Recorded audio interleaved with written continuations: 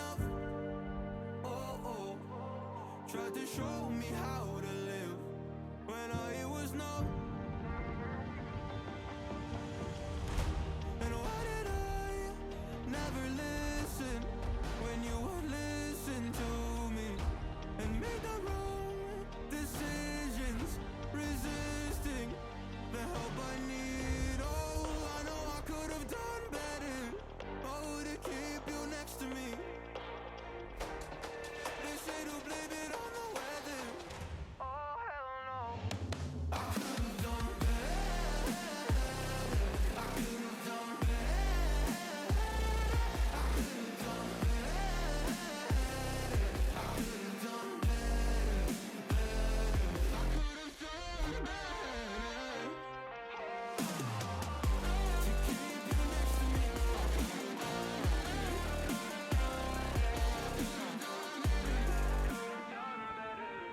Tried to give the best of it, but it was coming undone. Oh, every choice filled with regret, till the night we were done. So sick and tired of trying to listen, but feeling so misunderstood. Every word and action misfigured by promises no good. And why did I never listen when you would listen to me and make the wrong decisions, resisting the help I need. Oh, I know I could have done better. Oh, to keep you next to me. They say to blame it on the weather. Oh, hell no. I could have done better. I could have done better. I could have done better. I could have done better. I could have done better. To keep you next to me. I could have done better. I could have done better. Oh, I know I could have done better. Oh, to keep you next to me. They say to blame it on the weather. Oh, hell no. I could have done better. Christmas is coming. You're either hosting the crowds at home They'll be here any minute. or driving to guest at the in-laws, streaming movies in the front row or cartoons in the back seat, prepping the party playlist or making your way on maps. Rerouting again. So whether you're hosting or guesting, you need the UK's best mobile network and broadband technology. EE does more.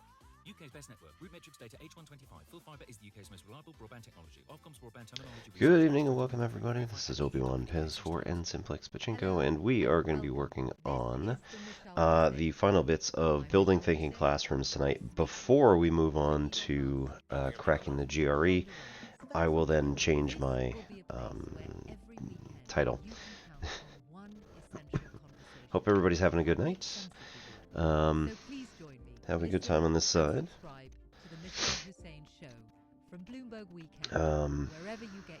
Is this very blurry again? Yeah, it is. Okay. Cool. Cool. It's fine.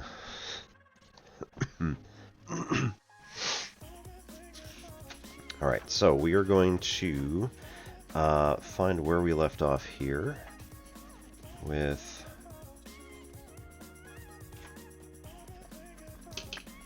Chapter 15.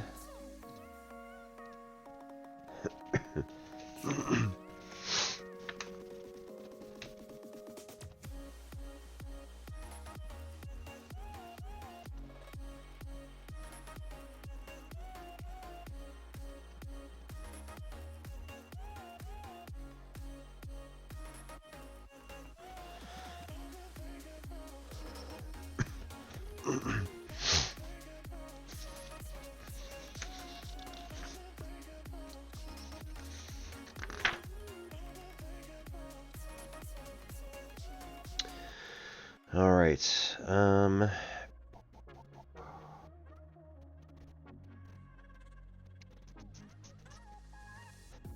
So just to reiterate a couple of the last things that we were talking about.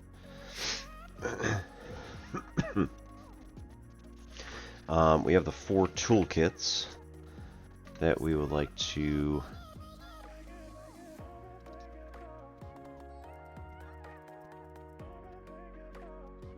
ensure are enacted within within the Thinking Classrooms format in this rough order. There were certain ones that actually did matter when you did them and how. So again, the first group was simultaneous and first.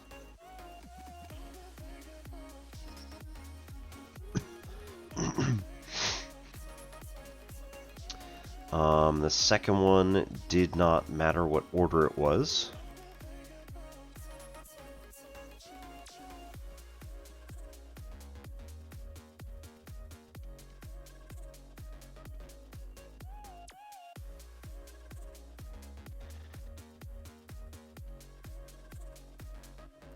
But this entire toolkit, toolkit number 2, should be entirely between toolkit number 1 and toolkit number 3. So they can't really interleaf with any of the other stuff, otherwise the students don't have sufficient changes in the classroom. And what was this? This was the changing of teaching practices.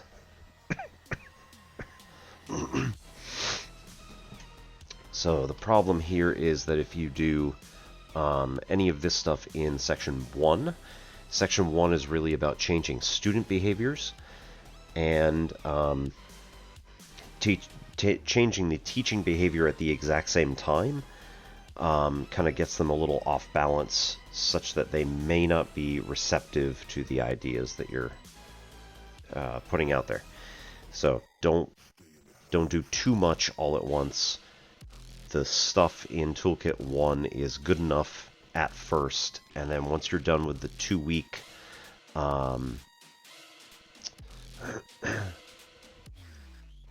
the 2-week period of getting students to do thinking tasks, which are just, again at the beginning, they're just thinking tasks. They are non-curricular thinking tasks.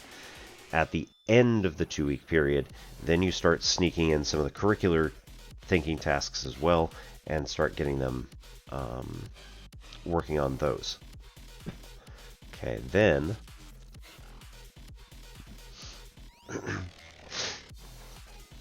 toolkit number 3, we said number 1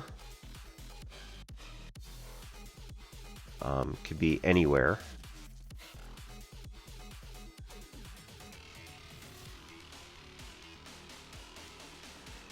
But the other 2 have to be in the same order.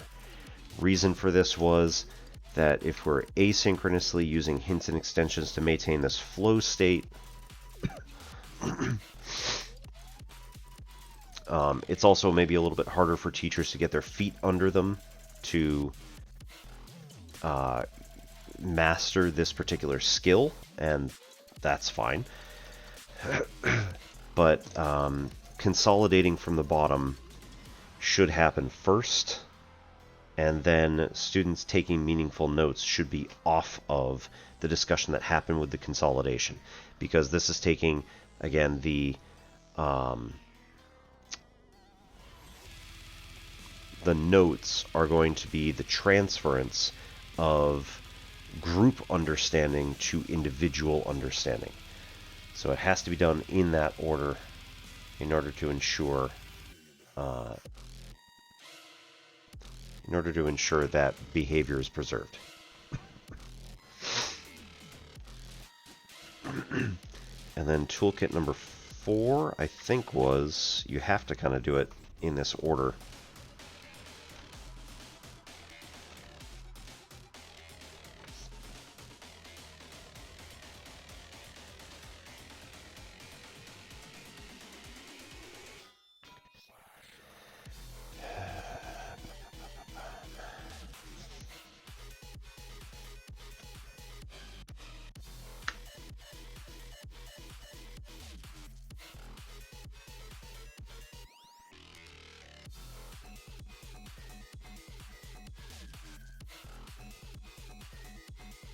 Yeah, you kind of have to do it in this order.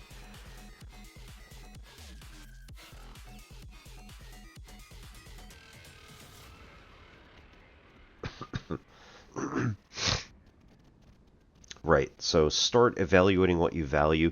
This can be done maybe in some of the other, or with some of the other ones as well. Really, you don't want to jump the gun on evaluation because you want the students to just kind of start living in the moment, if you will, and trying to understand what is going on in the classroom. Especially if you're older, pregnant, Really. or have a long-term health condition. Children can be super spreaders, so get them vaccinated too. Check your eligibility and find your nearest vaccination Really? centre at That's fascinating. letsgetvaccinated.co.uk. Skybet Aqua Freeze. If an absolute screamer or a howler from their keeper has put you in front, don't Interesting. let a lively winner on a mazy run spoil your bet. Just freeze a winning score and win a leg of your ACCA early with Skybet Aqua Freeze. Skybet for the fans. Minimum 5 selections. Pre-match football only. Sorry. Result market only. Max stake £20. Max 3 frees. I updated Firefox on my Windows computer and now it's just broken everywhere. Of course.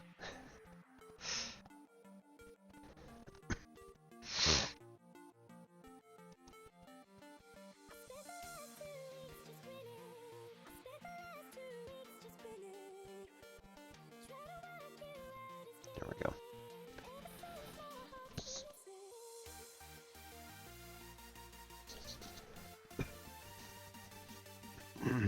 Okay.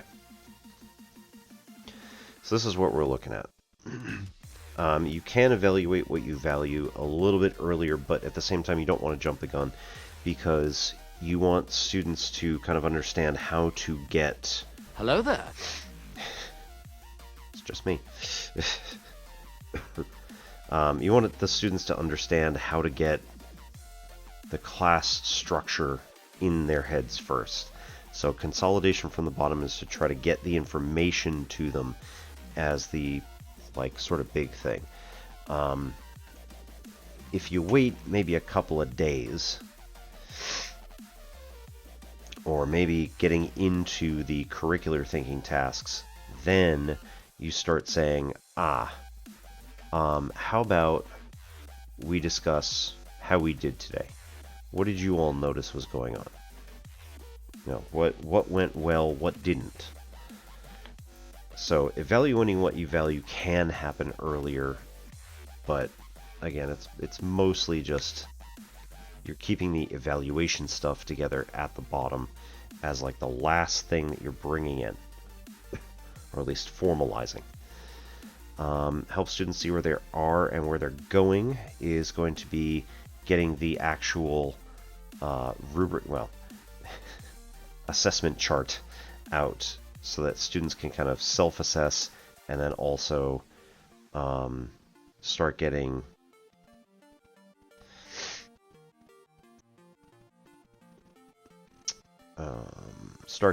their individual check marks and other letters put into the assessment tool.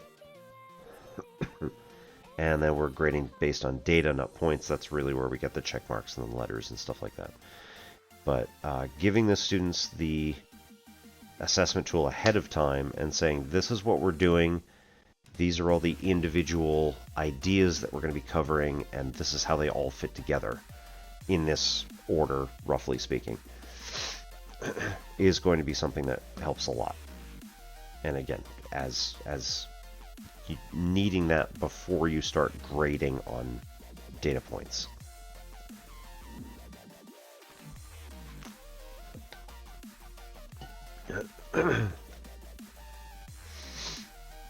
Okay. Then we said that the synergy that works with in order to get all of this pulled together, the transference of collective synergy to individual understanding really goes through 4 stages. Shame! Shame! Hey, Famish. Shame! That's loud again. Oh, you know what? That's just me. Never mind.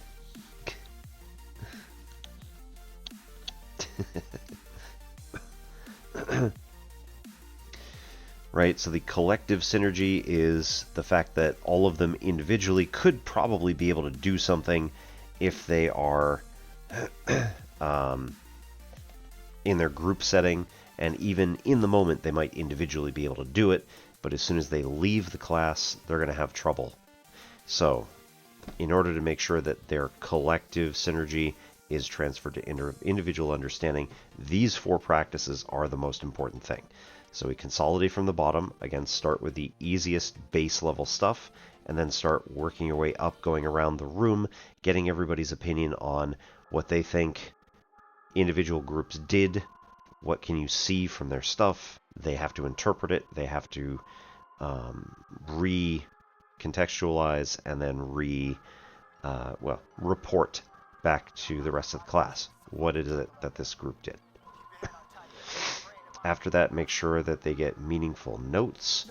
So students who then are able to capture their own thought process and say, what am I going to forget in 3 weeks' time? What is it that I am not going to remember? It doesn't matter what anybody else says is important. What matters is what you think is important.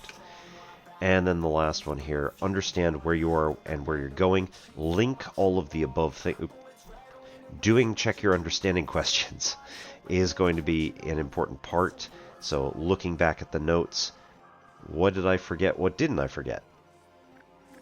Now let's look at the check your understanding questions and say, like, okay, based on these questions, is there anything in my notes that was good or not good? How can I change that for next time? And then moving on, understand where you are and where you're going, look at the actual assessment tool and go through it as a student, go through the assessment tool and look at, again, how all of this other stuff combined.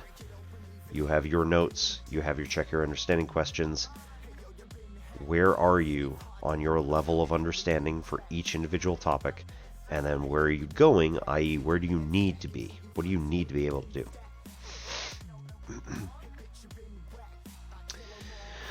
Right. So we talked about that a little bit last time.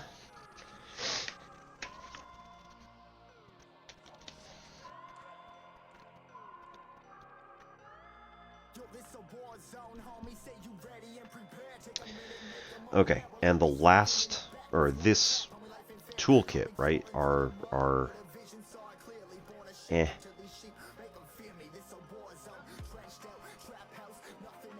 this last thing that we were talking about, right, the collective synergy transferring to individual understanding, are the 4 practices which Peter says are transformative from responsibility practices, as you would have in a standard classroom, to becoming accountability practices. So, wait, hang on. Oops. Nope. Other way around. The standard class has accountability practices, i.e. you need to do this or else, right? So I'm going to hold you accountable for doing it. Whereas the ones that we see here are what Peter terms responsibility practices.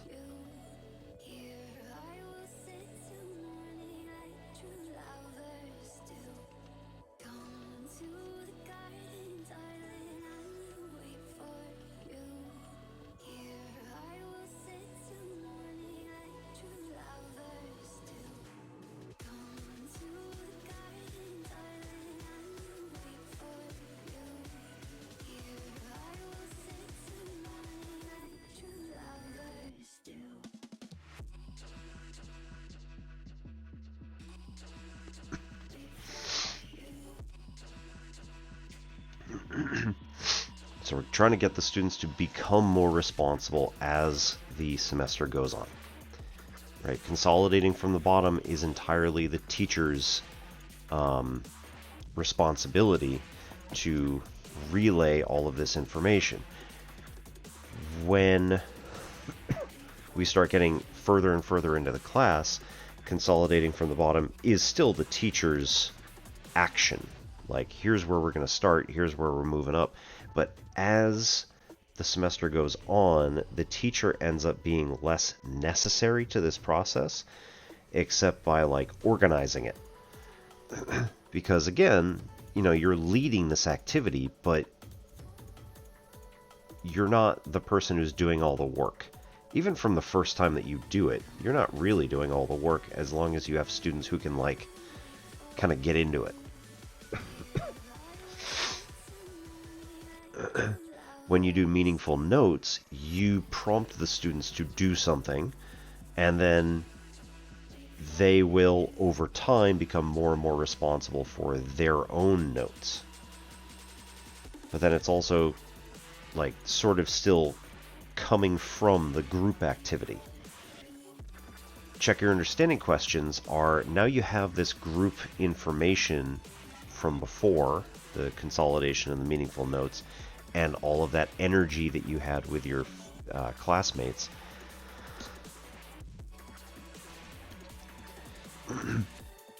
Now it's your responsibility to go and check your understanding, right? And it's your responsibility to make sure that you understand it. And then, again, looking at the tool is ultimate accountability on the student's part, because the teacher's not around, generally speaking, to tell them, look at the tool and see where you are and where you're going. It's just they have access to the tool. And especially at the community college level like I was teaching, you know, all you have to do to really check your grade is to go online and look at the tool itself. Now, we did have you know, this points-based system, which was hard to really work with to make it good. And still, students were chasing points at the end of the semester. So my issue, I think, in 2023, when I had everything set up in order, fall 2023, is that I hadn't shifted the culture enough. The students were still chasing points. They were still not really becoming responsible for their own learning. Everything was always, when can I meet with you so that we can do a conversation? When can I, you know, when can I come over and demonstrate that I understand something? Well, if you're coming over to try to demonstrate something, like, again, that's still chasing points. Coming in office hours was fine. I liked that. That was great. But it was still, again, students who were looking for a certain outcome. They were looking for more points. They were trying to increase their score, rather than being like, I don't understand this thing. Let's get this thing figured out. Which ultimately is where you want everybody to be.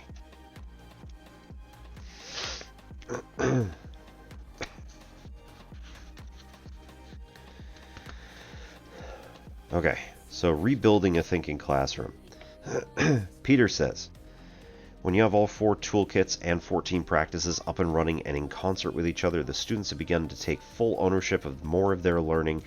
You'll realize the full benefits of a thinking classroom. Greater student engagement, more active learning, greater student enjoyment, increased student responsibility, higher performances, easier and faster movement through content, greater satisfaction as a teacher, etc.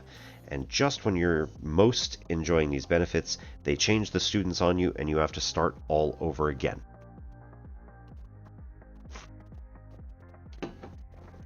Or do you?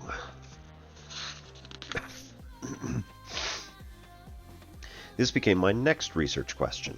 What is the sequence of implementation of the thinking classroom practices after year 1?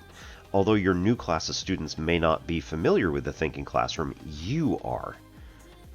After having built and run a thinking classroom, you are well versed in each of the 14 thinking classroom practices, which means that the implementation framework should be dependent only on student acclimatization. No, okay. Cool. I didn't take a picture on that one because it was something else. Does this change the sequence of the practices? So it turns out that it does. The data showed that for teachers going into their second, third, or fourth year of implementation, the pseudo-sequence looked different and was composed of only 2 toolkits. I called this pseudo-sequence the Rebuilding Thinking Classrooms Framework. Toolkit number 1. There are several major differences between the first toolkit in Rebuilding Framework and the first toolkit in the original framework when you're doing this the first time. Main difference is the number of practices. I believe that this is solely due to the fact that whereas the original framework is governed by the acclimatization periods for both students and the teacher, the Rebuilding Framework is governed only by the acclimatization rate of students.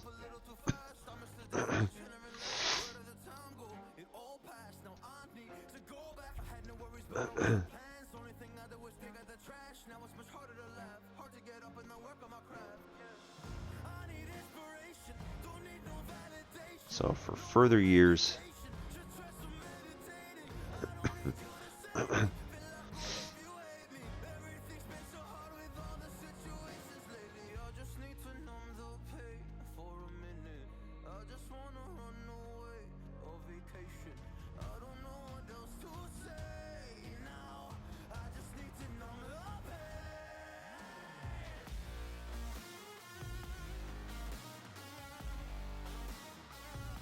right, this is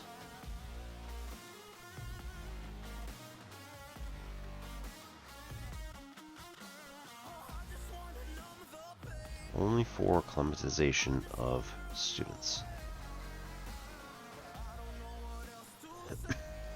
Right?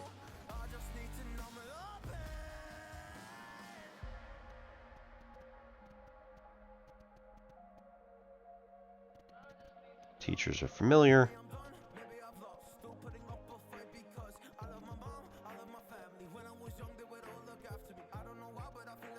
And can manage more.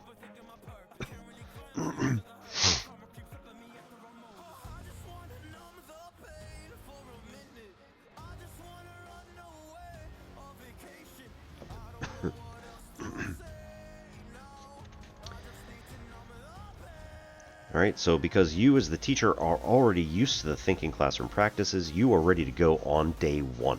You have a collection of highly engaging, non-curricular thinking tasks to start with. You know when, where, and how to give these tasks, and how to avoid answering stop thinking questions and proximity questions. Your room is already defronted and set up with vertical non-permanent surfaces. You know how to randomize groups, and you're ready to start mobilizing knowledge by deliberately being less helpful. At the same time, you know how to sequence activities to create flow and how to consolidate the learning after a flow experience.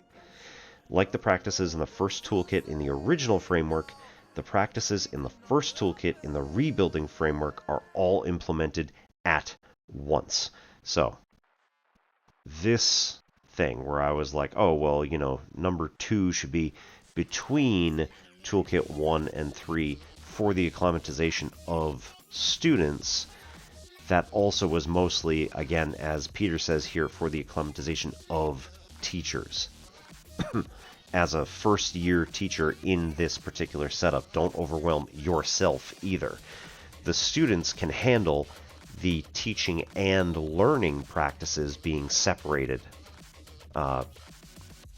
Teaching and learning practices being given all at the same time, because it's not actually going to, well, the teaching stuff isn't going to affect them that much.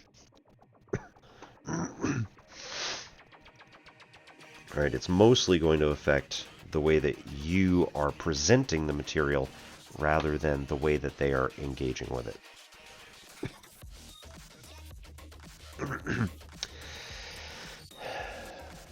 Students will be shocked at how different your classroom experience is from other learning experiences, and this may result in some resistance and definitely will require an acclimatization period. But because this is being initiated on day 1 of the school year, resistance will be minor. Resistance is futile. And acclimatization will be quick. Unlike the first time you did this, now you are in an enviable position of building classroom norms as opposed to trying to change classroom norms. A much easier task. Regardless, many of the students' thinking classroom behaviors will take time to develop, and until they do, your efforts to build and maintain flow probably will feel clumsy, but they are still worth doing.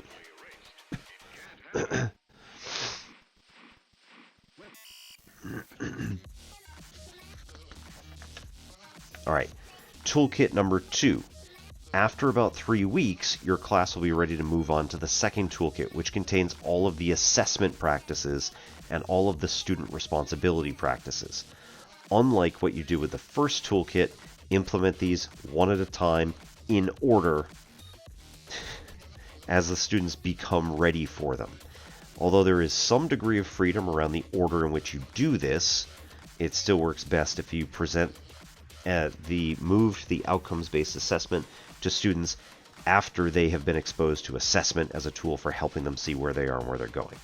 So, as we said with the collective synergy thing over the... Nope. As we said with Toolkit 4, just here, right, you really need to, like, create the tool, or rather, present the tool to the students after you do the evaluate what you value bit.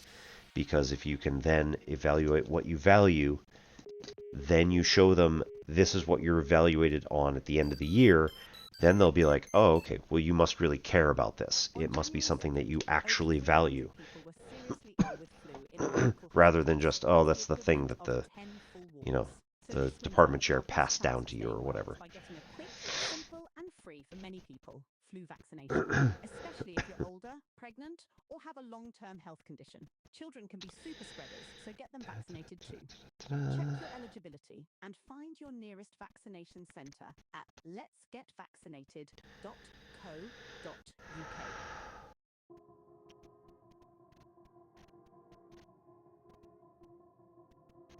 And this is not to say that you should not be doing outcomes-based assessment from the beginning, but rather that your students will not understand how it works until they've had a chance to first experience it in the context of data-driven self-assessment. Likewise, I found that the 3 student responsibility practices need to roll out in the same order as Building Thinking Classroom Framework, and for the same reason. There are differences in the amount of student responsibility for each practice and it is important to increase the responsibility gradually, starting with check your understanding questions. Right. Forest for the trees. Whether you've implemented the 14 thinking practices as you read the book, or you're starting to implement them,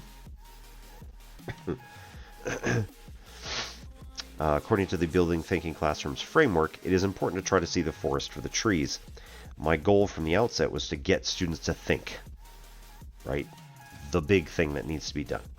Thinking is a necessary precursor to learning, and if students are not thinking, they're not learning. The ensuing 15 years of research involving hundreds of teachers and thousands of students was singly, obsessively focused on this goal. What emerged were 14 thinking practices, the trees. This book lays out the 14 practices along with many of the micro-practices, more trees, that will help you in your quest to build a thinking classroom. Keeping both perspectives in balance is necessary to your success and thus to that of your students. It's easy to become consumed by the importance of each individual practice that we lose sight of the overall objective. If we want students to think, we need to give them something to think about, and someone to think with, and somewhere to think. In our pursuit of that goal, it's also important not to rob students of the opportunity to think by answering all their questions or telling them how to do something. Along the way, we are going to have to fine-tune the way our room looks, what the act of teaching looks like, and how we assess. And students are going to have to take more responsibility for their learning, but these are all trees. The goal is still the forest, getting students to think.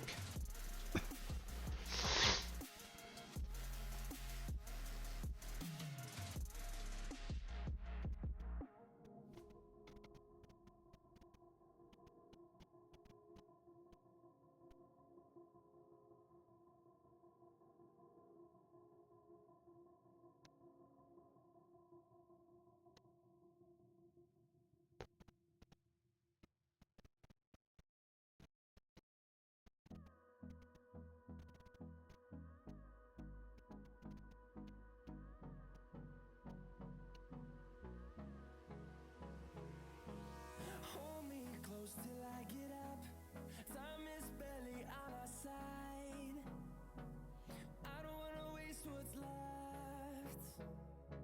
The storms we chase are leading us, and love is all we'll ever trust. No, I don't wanna waste what's left. And on we'll go, through the wastelands, through the highways. Right? So these are great.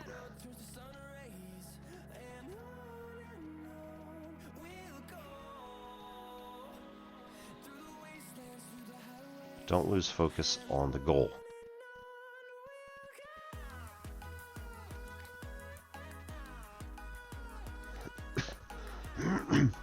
Right? The entire point is to get students to think. So if they are not thinking, then we need to reevaluate what's going on with the individual practices and see if there's something that's going wrong or something that just needs to change entirely. So, and as in my case, quite honestly, what needed to change mostly was me.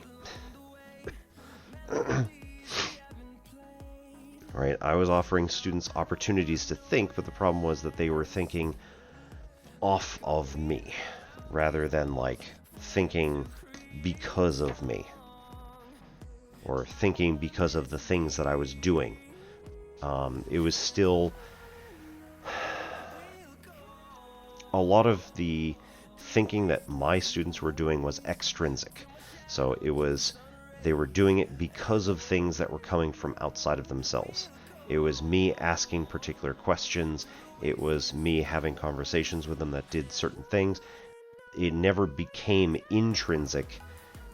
Most of the students, unless they had already had this interest, were not interested in looking at, you know, a reading or a problem or a proof and then being like, let's dissect this.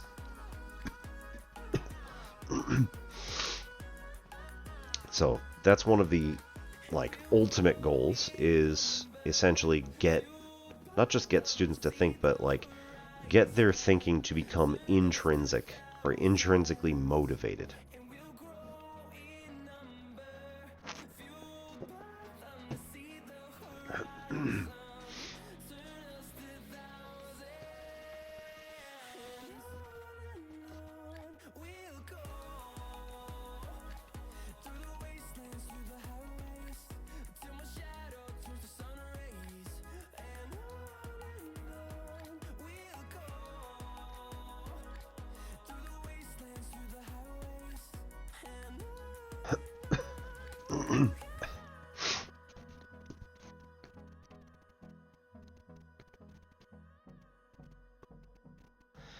Okay.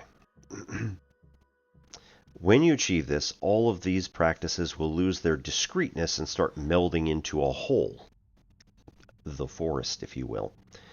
And you will have a classroom that is not only conducive to thinking, but also requires thinking. A space that's inhabited by thinking individuals, as well as individuals thinking collectively, learning together, and constructing knowledge and understanding through activity and discussion. You will have built a thinking classroom. You will have your forest.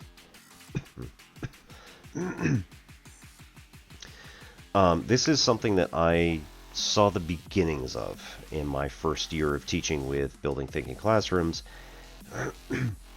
I mean, I saw it like practically from the beginning of me doing it on that, with that calculus class that I had 2 weeks for, right? After I got home, I had the rest of November and the first week in December to like use this. And it was amazingly brilliant. Almost everybody bought into it just because it was, something different. It was something exciting. I'll grant you it was not conducive to having the old grade book. But that's because, again, students hadn't shifted the culture enough, especially in their own minds. Everything was still points-based. Everything was still like, I need to get more points. I need to make sure that I am ready for the exam. Whereas in the spring semester of 2023, I had focused much more on getting students out of their comfort zone and starting to think about, we need to start looking at this in a much broader perspective. It can't be like, here's a skill, let's do the skill.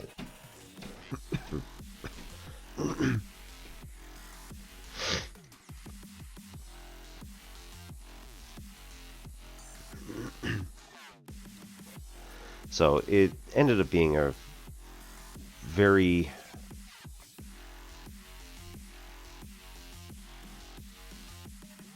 it was challenging, but it was also an absolutely necessary, reflective time for reflection, right? Me to think about it a little bit and be like, okay, what are we actually doing here?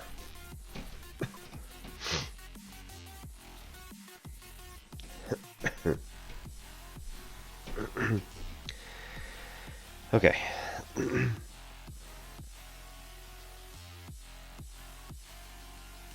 So, FAQ.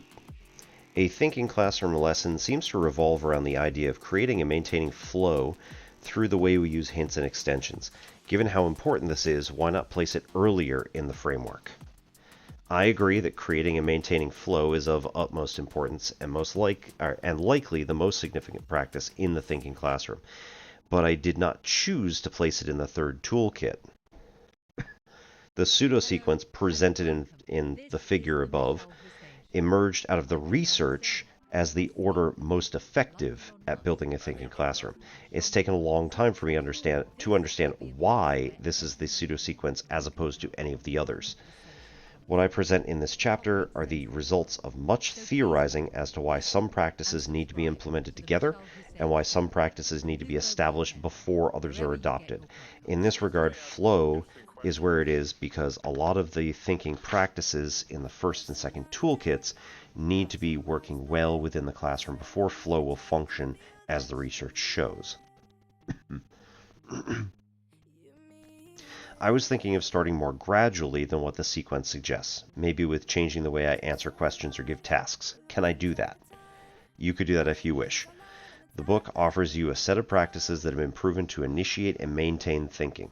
The Building Thinking Classrooms and Rebuilding Thinking Classrooms frameworks offer proven pseudo-sequences to enact these practices. You have to decide for yourself what is right for you and your students, but I caution you against starting too gradually. One of the things the research showed over and over again is that if the change you make is too subtle, then the students' behaviors don't change, and the changes in your teaching practice will have very little impact. As mentioned, this is why the first toolkit in the Building Thinking Classrooms framework contains the practices it does, and why they're to be enacted together to signal to the students that this is different and they need to behave differently. I was thinking of starting off by doing thinking classrooms once a week. Will this work? Doing it once a week will serve your students, give your students a break from the normal routines of school, but research shows that you are unlikely to go beyond, get beyond the first toolkit. It will also result in the students seeing math class and thinking classrooms as two distinct events, rather than seeing class as being about thinking in math. Are there any other configurations for breaking the lesson sequence across 2 days other than what's presented? Yes, there are. I gave one other configuration already, that of having day 2 dedicated to check your understanding questions. Another configuration I've seen is to have students do meaningful notes after they've had an opportunity to do check your understanding questions. The research showed that meaningful notes need to come after consolidation, but they do not have to come immediately after. Some teachers I worked with ask students to do their meaningful notes at home and preserve more class time for doing check your understanding questions. This increases the responsibility required of students around meaningful notes, but it works. I would also probably caution, now I haven't seen his research at all, but I would also caution against telling them to do their notes at home, because if they can do it in the classroom, they have all the information on the boards around them, and they will see and they will be able to know what they're going to forget within 3 weeks, because chances are, if they got home, they might have already forgotten it. Right? They're going to remember what they remember. But the bits that they are going to forget over the next 3 weeks may just as well go out of their brains practically immediately. It kind of depends. So I do recommend doing notes immediately upon finishing consolidation, as much as is humanly possible. And we can also ask Zach what he feels about that.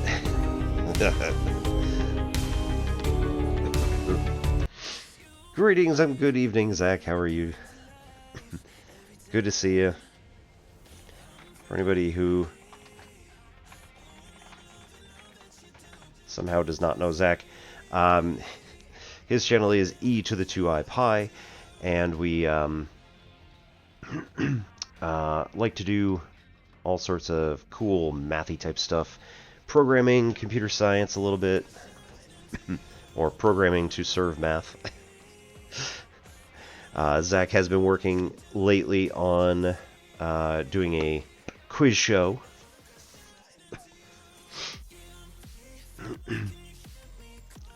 What are we up to tonight?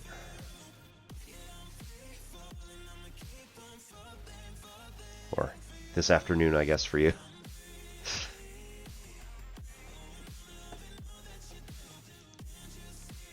Tournament of Champions hype in December. Ooh.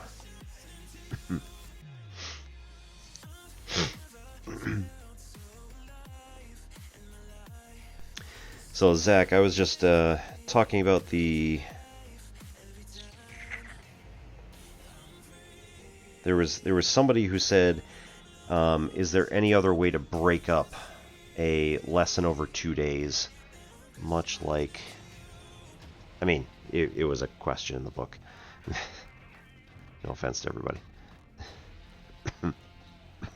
Right? Splitting something over 2 days like this. The recommendation was, if you do have a day 2, dedicate that to check your understanding questions, or that is a different possibility than this one. He also said,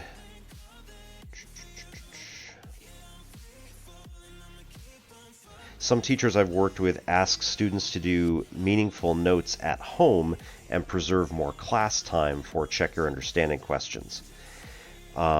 And I had said, in addition to Peter saying this will increase the responsibility required of students around meaningful notes, but it works, I suggested that it might actually, I might caution against it, at least for until you know what you're doing. Because I feel, and this is completely based on vibes and not any sort of data whatsoever, but I feel like if students leave the classroom, there is a greater chance that the things they're going to forget in 3 weeks will already have been forgotten. Whereas if they do their meaningful notes in class, they have all the information around them, they can find all the things that they need, and there's less of a chance of them accidentally missing something. And like I said, that's my entire vibes-based assessment of this, but I don't know how you might feel about that.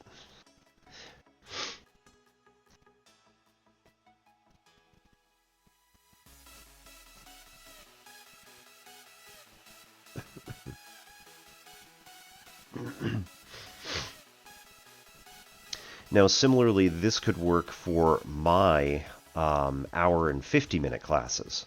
Maybe even the hour and 20-minute classes. But the hour and 50-minute classes especially, I think could work very nicely by splitting the day in half. And either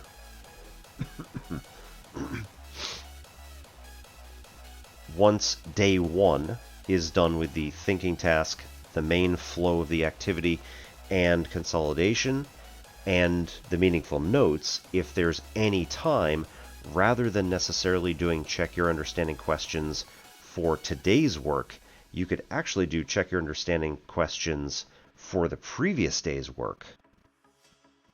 And that could be your day one, day two, split up within a single, or, staggered, basically.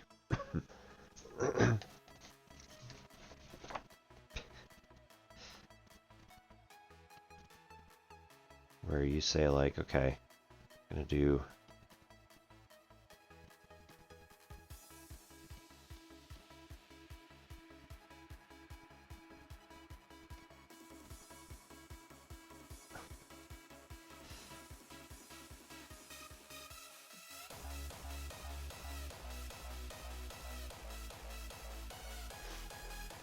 right, and then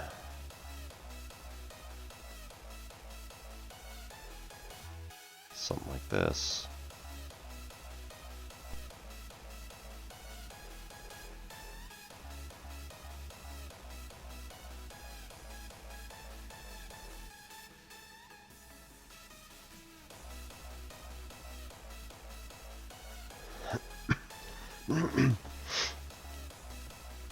I'd be interested to see if somebody has like long periods and might be able to pull something like this off.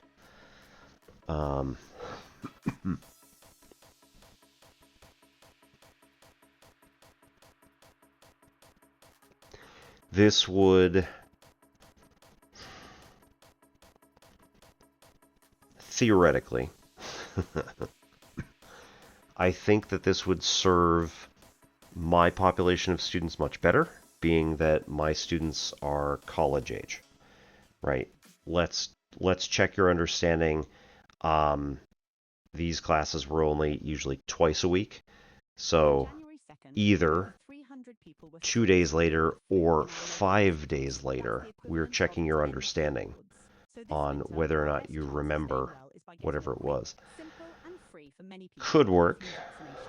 Especially if you're older, pregnant, or have a long-term health condition. Children can be super spreaders, so get them vaccinated. But at the same time, right, if we're doing this in terms of, this style, we're looking at, right, give the thinking task, do the flow for the main activity, consolidate if you have time, and then the consolidation from the bottom here on day 2 is actually going to be from the bottom of the very earliest stuff. So not even just on this day, it includes the stuff from the previous day as well. Even if, and this is something that he says in the book, even if you did the consolidation at the end of day 1, you still do consolidation of day 1 material on day 2. Your consolidation from the bottom might take larger steps if you've already done it. But generally speaking, you want to make sure that every student in the room is going to get it.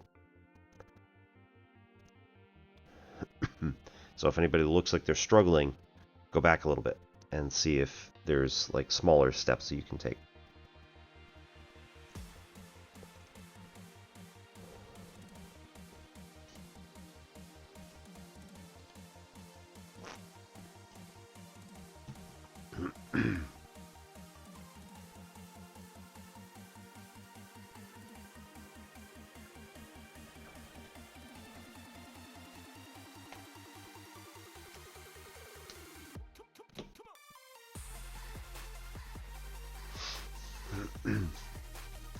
Okay. Last FAQ. I found it odd that your check your understanding questions emerge in the Building Thinking Classrooms framework before consolidation and meaningful notes, yet occur after these practices in the lesson structure. Why is that? The pseudo-sequence of Building Thinking Classrooms is what it is for a number of reasons. From what the teacher is capable of and ready to implement to what the students are capable of and ready to take on. Check your understanding questions emerged in the second toolkit because of where they sit within the hierarchy of student responsibility practices. They sit where they do within the lesson sequence because of the empirically emergent results that meaningful notes must be preceded by consolidation.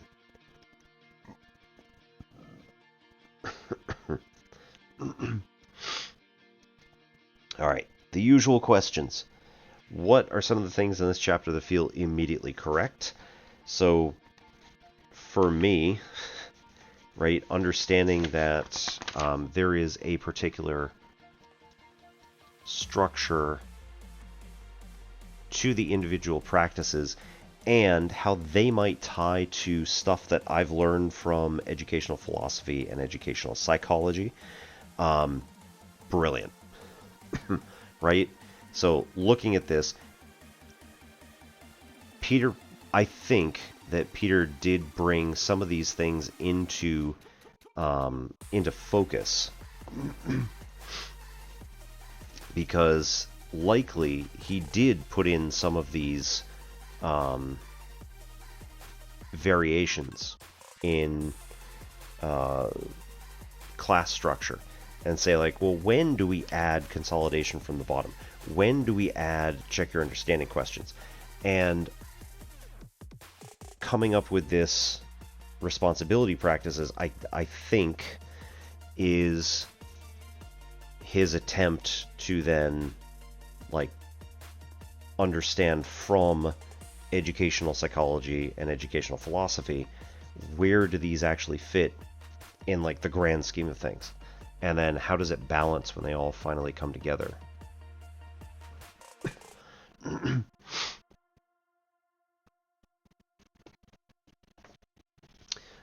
And then I'm sure he's done more work on, you know, why things are the way they are and trying to figure out if we already knew this, if, you know, there was some sort of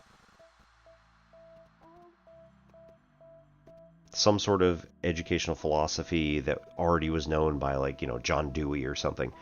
And, oh yeah, Dewey said this thing like 50 years ago that we should do X before Y, or X is a good practice because, Y is a good practice because, and then trying to reconcile those two things.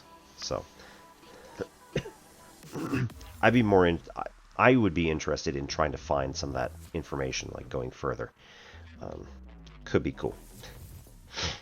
What are some different ways to split a thinking classroom lesson across 2 lessons? So, I mean, you all just saw what I tried to do. I don't know if that's going to work at all, but could be interesting.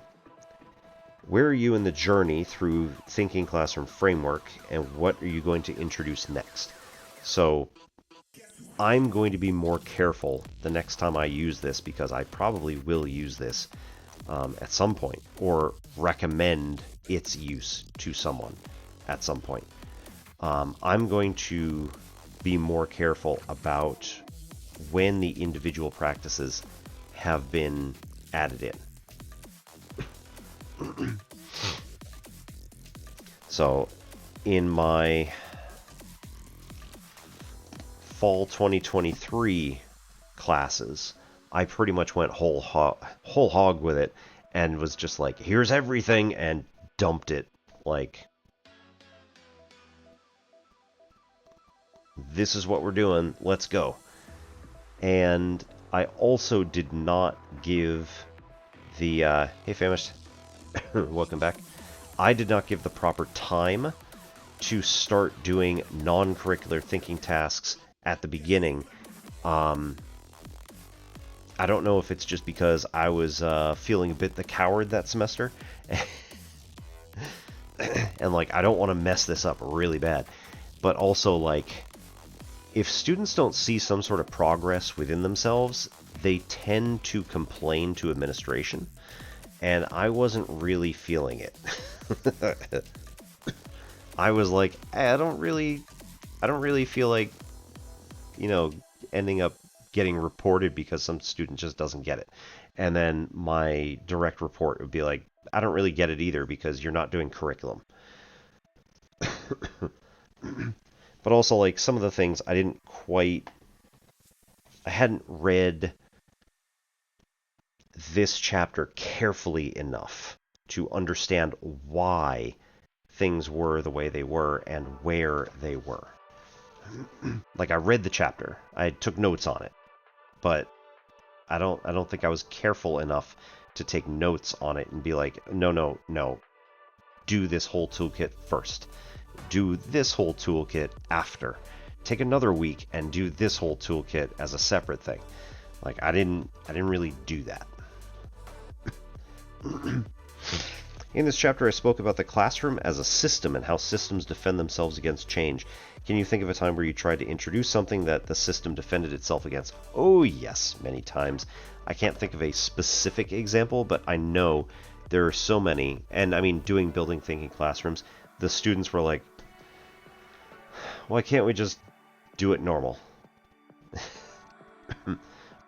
Right? And there were a bunch of things. Oh, you know, we changed learning management systems. Ugh, that's awful. It's so terrible. Why are we changing?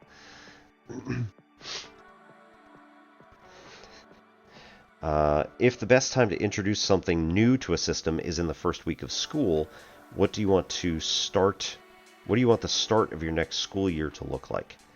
So,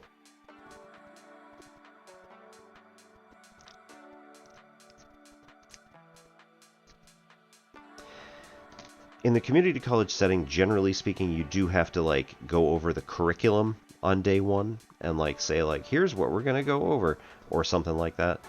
Over the past couple of years, I had started my first day one lesson with what is math? And, like, we had a huge discussion on it. And by the end of class, everybody was feeling really cool and, like, really actually relaxed about it instead of, like, freaking out, and understanding that this is a huge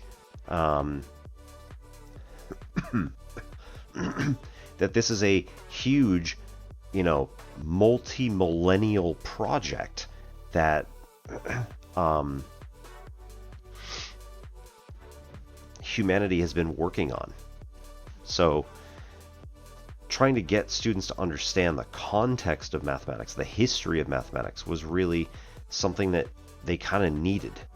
And so being like, okay, well, we're going to take the whole first week in a community college, or maybe even 2, as recommended, and just do non-curricular thinking tasks to get students in the mood and in the actual practice of doing the doing any thinking tasks, but non-curricular thinking tasks first before we even touch curriculum. Again, it feels wild that you do this, but at the same time, like, that's what the research says, man. Let's try it. So I'd really want to do just the non-curricular thinking tasks for a couple of weeks if I could, or certainly the first week in a community college setting. Keeping in mind, I have half the time, right? I don't have a whole year. I have 15 weeks.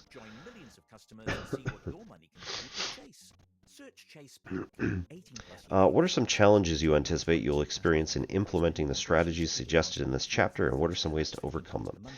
So, one of the big issues, again, is just getting student buy-in and getting them to give you a little bit of leeway to be like, hey, we're doing something cool here, and I know that you notice that it's different, and that's okay. Let's figure out how it's going to work. So,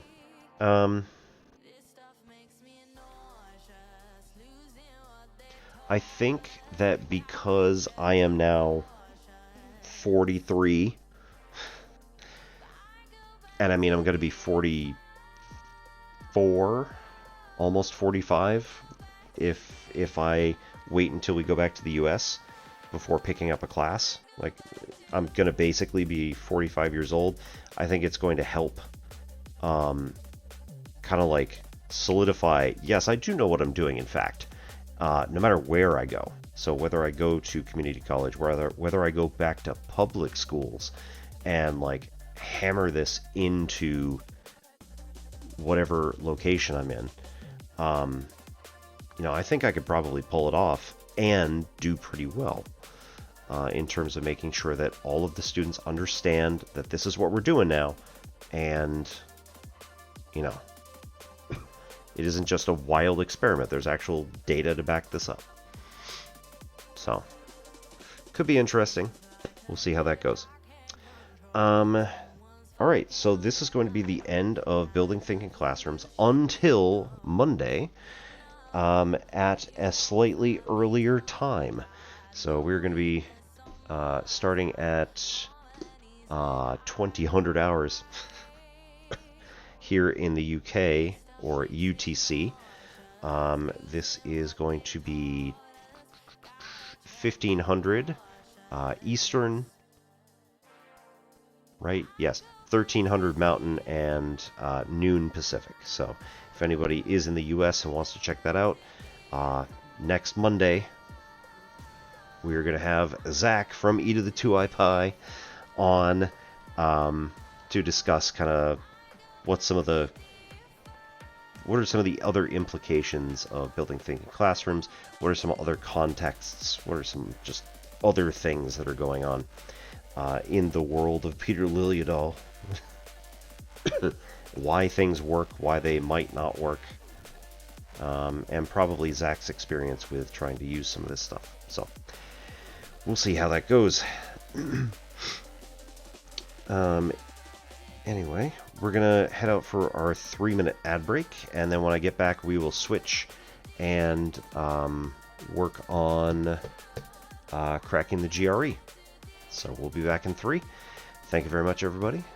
My name's Obi-Wan Pez. This is N Simplex Pachinko. See you in a minute. Or 3.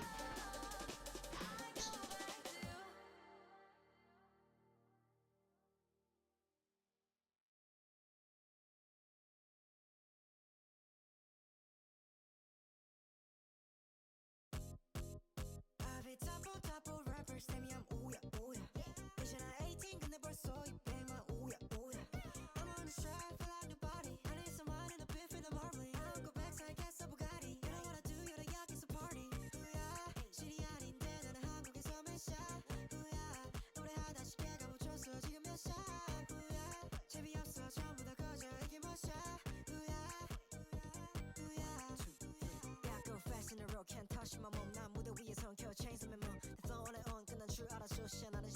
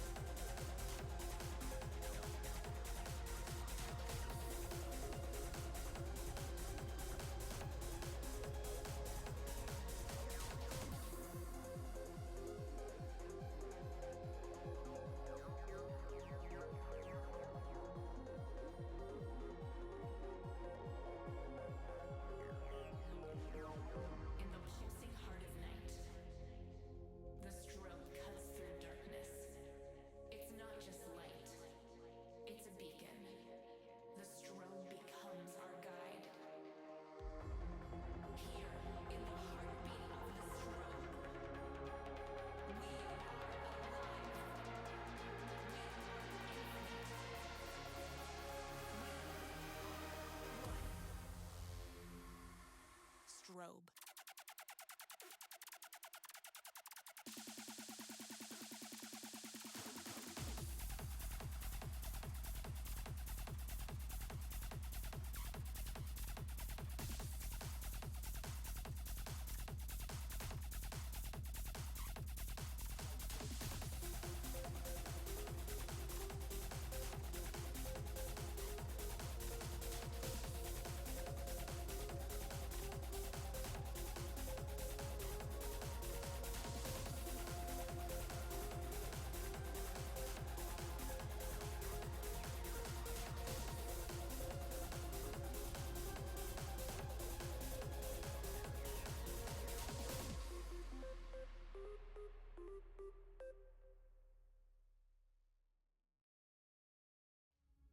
Sky bet Aka freeze.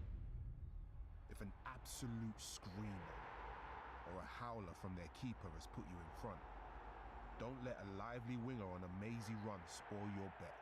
Just freeze a winning score and win a leg of your Aka early with Sky bet Aka freeze.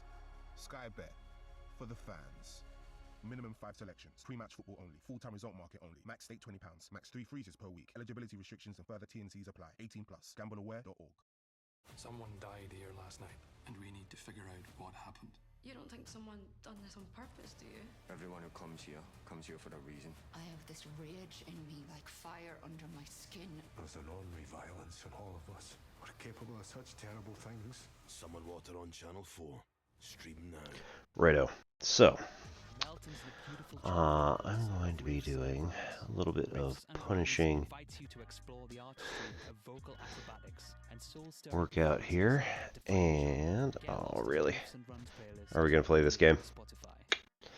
Yay.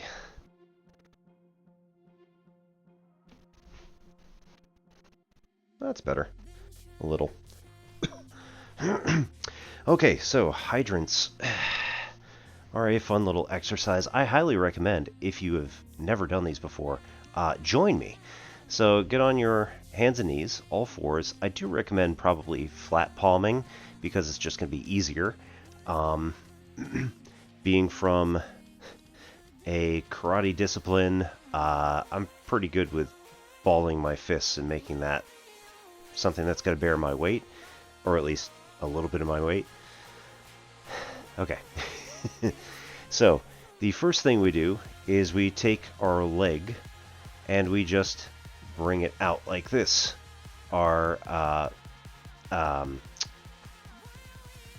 femur and, yeah, the upper leg and lower leg are at right angles to each other. So, from a standard, like, hands and knees resting position, your legs are essentially at right angles. If you are bent way back like this, then your angles are not right, and if you're leaning forward like this, your angles are not right either. Try to make it 90. It's close enough. And then we just bring our leg up. You can see why it's called hydrants. And then bring it back down.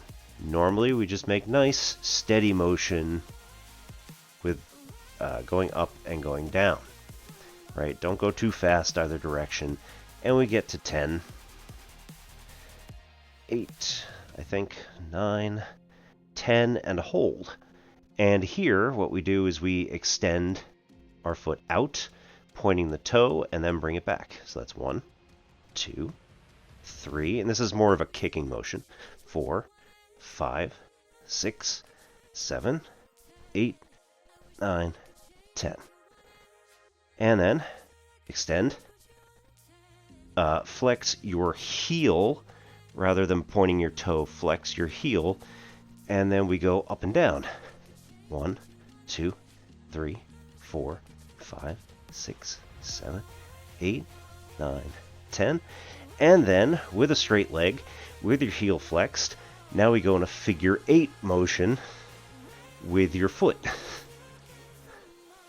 1, 2, 3, 4, 5, 6, 7, 8, 9, 10. And then we bring it all back, and we Kind of bounce a little bit, get the blood flowing again. Or at least get new blood into the muscles. And then we do it all again on the right hand side. So, again, just straight up and straight back down. 2, 3, 4, 5, 6, 7, 8, 9, 10. Leave it up. Kick. 1, 2, 3, 4, 5, 6, 7, 9, and 10. Leave it out. Up and down. 1, 2, 3, 4, 5, 6, 7, 9, 10. Leave it up. And figure 8. 1, 2, 3, 4, 5, 6, 7, 8, 9, 10. And then bring it back and down. And then bounce a little bit. Replace the blood in your hips. It usually really works the gluteus. Right where the ball and socket joint meets up with, oh, that's more up here. What is back there? It's one of the sections of your ilium, I think.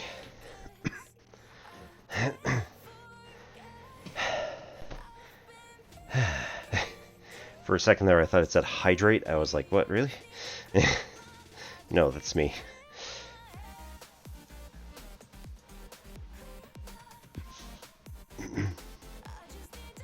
Hey, wait, what? Oh, that was yesterday. Okay. Yeah, okay. And we completed all. Good times. All right.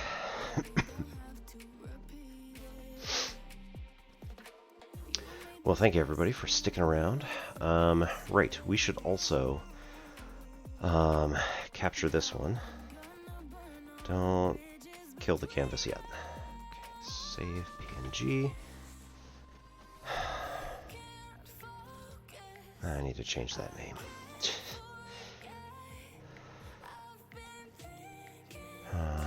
For 2 reasons. 1, it is no longer the 10th. And 2, that is like 15B.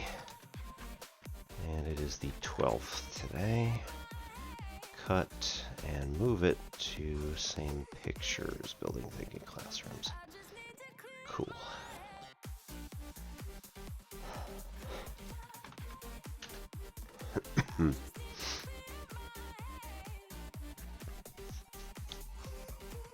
Okay. And then I'm going to reset the canvas again, because this time I would actually like to do real math. Oh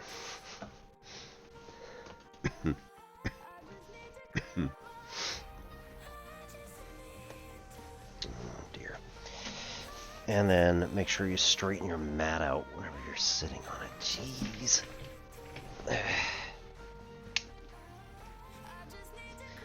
Need one of those mats with grippies on the bottom. We had them back when we were in Maryland. The problem is, I think that probably it's a structural issue. The mat itself would always end up like cracking all the way through it. Mostly because I think it's just like you're putting a lot of weight on 5 pressure points. But I think also because they had the grippies that went into the rug, like it's causing some sort of shear force like immediately surrounding it, and so it almost always just crackled. But it wouldn't break. The grippies wouldn't break off, so I think it's better. It's certainly better than this nonsense, which is like curling, and or not curling, but it's warping in the middle, so it's got a big bump. Same happens to carpet, by the way, if you don't have it tacked down. Or if you do have it tacked down and it's just not good enough. We have a nice place in town called Pizza Express, hashtag not sponsored. They're all over Britain, but they have lovely brownie bites.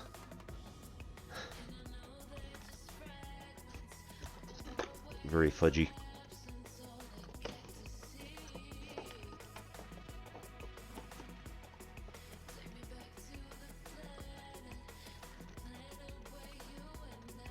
Uh-oh.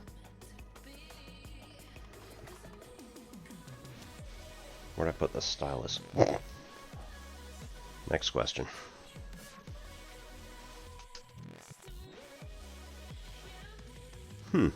Oh no, it's my bookmark. Right. I do that all the time. Alright. So we are working on cracking the GRE math subject test. This is the second edition of this book from Princeton Review. Copyright 2002, I think. I used it in 2004 when I was actually taking my GRE just before graduation.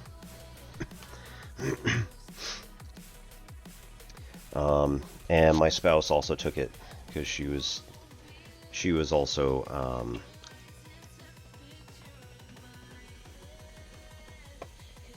well, she was weighing her options, but ended up getting a job in Maryland, and we left New Hampshire, came to Maryland, and then she got a job which required a bachelor's. However, she ended up getting her master's a couple years later. I ended up deferring my master's, same deal.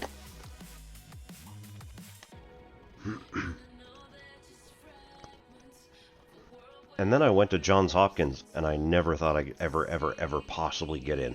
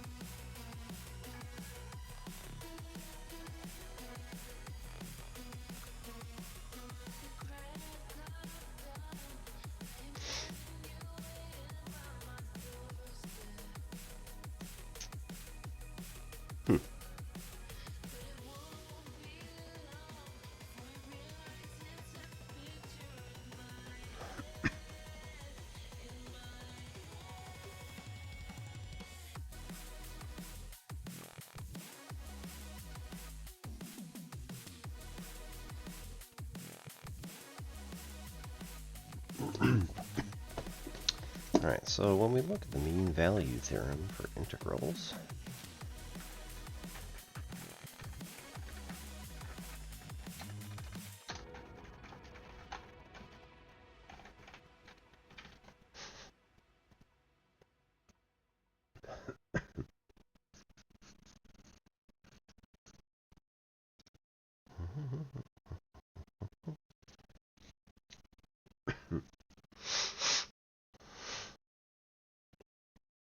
in 2024, a hangry fan posted, "Why do other countries have better McDonald's menus than ours?" We went abroad and heisted some worldwide favourites. The World Menu Heist. 9 of the most wanted McDonald's menu items from around the world. Now in the UK. Until 25th of November from 11 AM. Fees apply to delivery orders. Price and participation may vary, subject to availability. I'll now hand you over to my best man, Eddie. Wow, Wow, wow, wow. Second time's a charm, eh, Billy boy? Substitution courtesy of Paddy Power. Embarrassing Eddie makes way for sensible Okay. So, I was looking to see if I could find my lead-in, but this is one of those examples where I don't really. Download and indulge in the tracks you love over and over again with Spotify Premium. Tune in to discover There's arc length, so we're pretty close. Experience where you can play your favorites in any order. Tap the banner to learn more.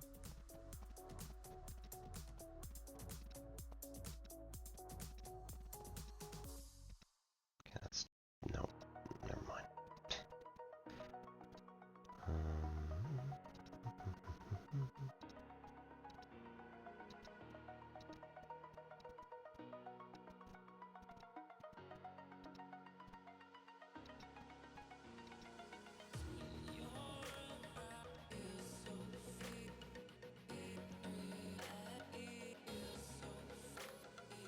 That's all tests. Series, convergence.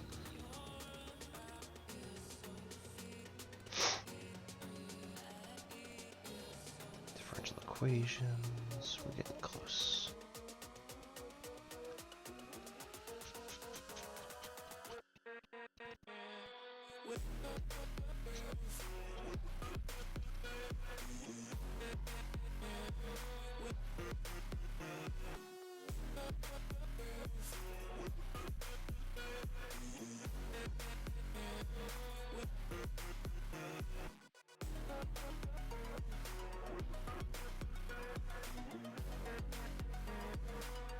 Simpson rule.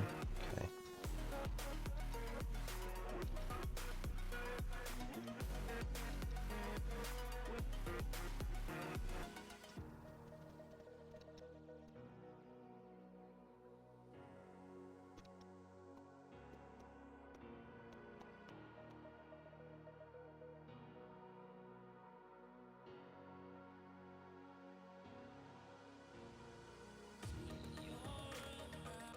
Introduction to numerical integration.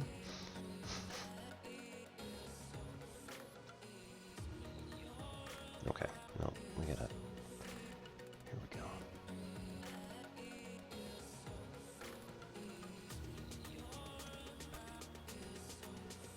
Alright, integration by parts, natural logs, hyperbolic calculus.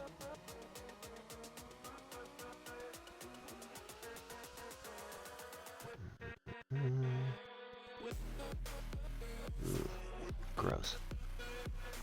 Irreducible quadratic results of partial fractions.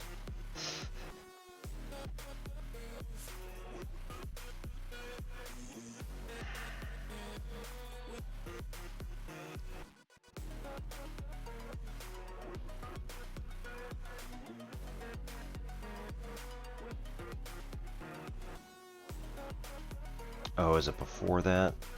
Oh.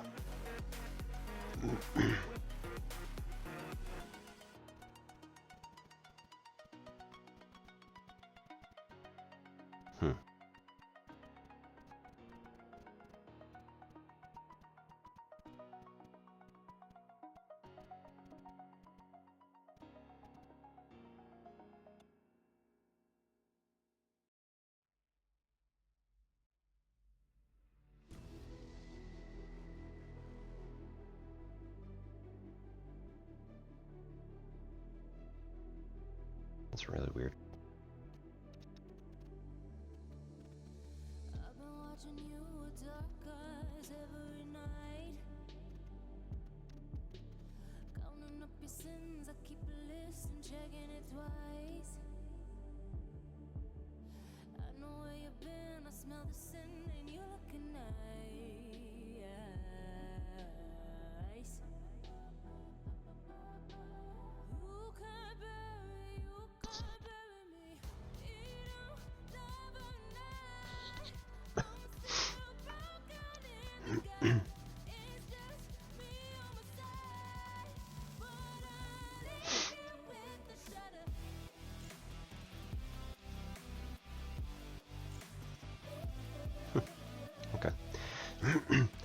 Well, anyway, the basic idea here, right, when we're looking at the mean value theorem for integrals, is that we want to find an average value.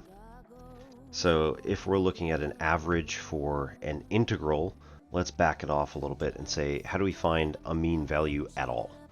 So the first thing that we need to do is to sum up all the individual values that we have. So we're going to take our list of y sub i's, where I goes from 1 to n.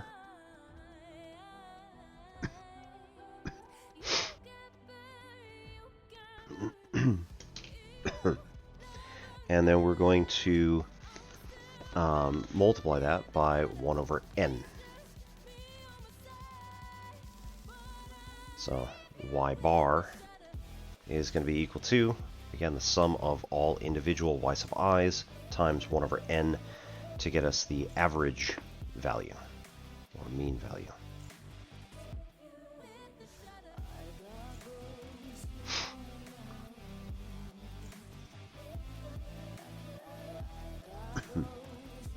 Okay. Well, that's all well and good, but what if we have an infinite number of these things? Or what if the individual numbers that we're taking are not of equal size? So if we wanted to find like an average area of a bunch of rectangles that were not all of the same size, this gets a little bit more awkward, but nonetheless. Right, this is going to be I goes from 1 to n. Again, we're going to work 1 over n here, times, how do you find, no, not times. Can't do times when there's nothing there. You have to multiply two things together. One is going to be the length, and one is going to be the height. So our height is still going to be all of the individual y sub i's. We could all just also do this with function notation. And then we want to know what the, not the x values are, but rather the change in x values are. So how far across are we going? And then our height is always just the y value. We're counting from 0 up to wherever, or potentially down to whatever in a negative direction. Well, hang on. We have a formula for delta x. We've done this before. Right? Delta x is going to be equal to, this was b minus a over n, I think.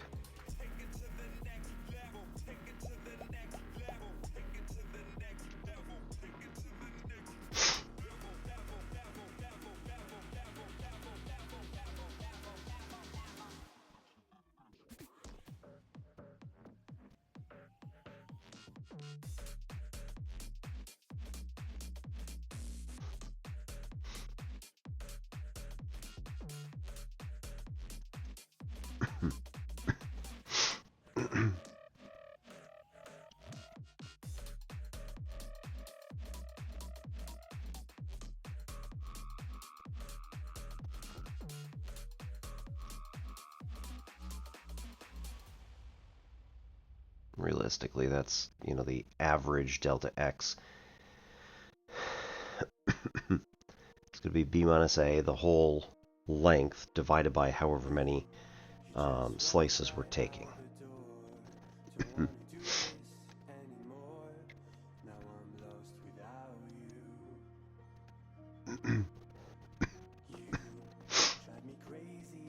Okay, but the problem at the moment is that what we have is this one. We need to find the process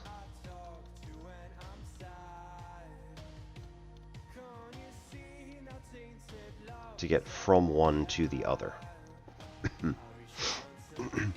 Specifically, right, what we have is if we have the limit as n goes to infinity,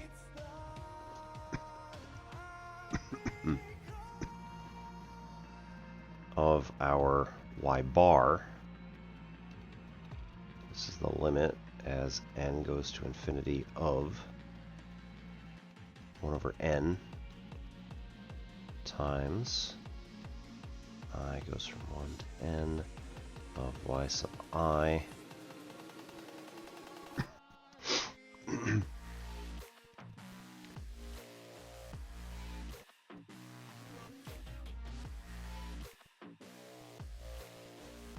This sure looks like at least really close to, really close to the definition of integral that we have. So like, it's really close.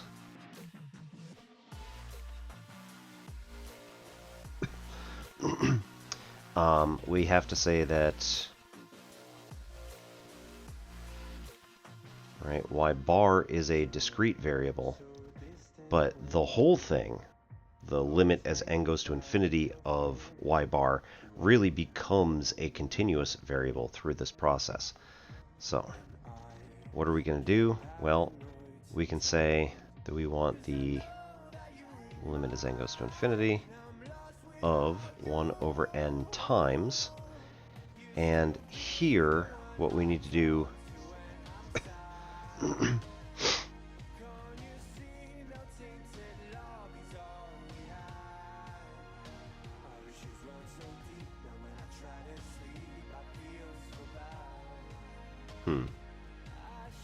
No, that's good. We have to include b minus a over b minus a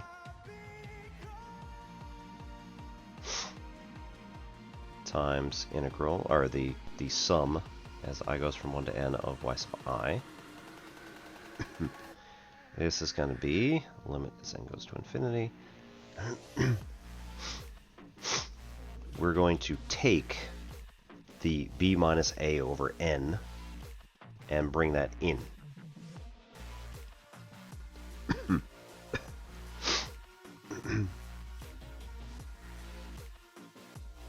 And then we're left with 1 over b minus a times sum I goes from 1 to n of y sub I times b minus a all over n. Which, as we discussed previously, n goes to infinity of 1 over b minus a times the sum of y sub I times delta x. Sorry, what? The tulips only bloom at midnight. Now, in theory, this is going to be like, again, delta x bar. It's only the average. However, you don't need a secret code to get better deals on credit. You just need a little help from Experian to improve your credit the score. average Download delta the x Experian app and check your credit and the score individual delta x of every possible rectangle that we could build, as n goes to infinity, as there are an infinite number of slices taken, are going to both approach 0. So it doesn't matter what we're calling it, whether it be delta x or delta x bar, or if we bring out 1 over b minus a, because those have nothing to do with n, times the limit as n goes to infinity of I goes from 1 to n y sub I times delta x. Again, whether we call it delta x bar or we call it delta x, or, and here's the big one, right? This is going to infinity, or n is going to infinity, so therefore this is 1 over b minus a times the integral from a to b of y times dx. Realistically, we also don't usually just call it y. It's probably going to be a function of x. So we could be a little more explicit about it. We'd probably want to say, like, okay, well, y is going to be represented as the function f of x, just to make things a little bit clearer that this is all in terms of the variable x.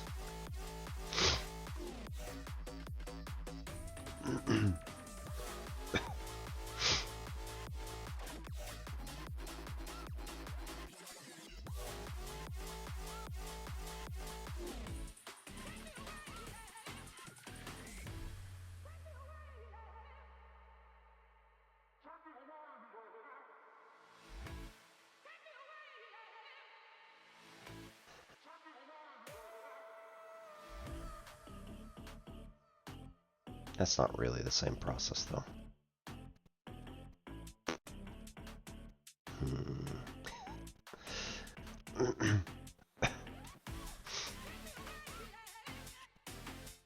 Right, so this is going to be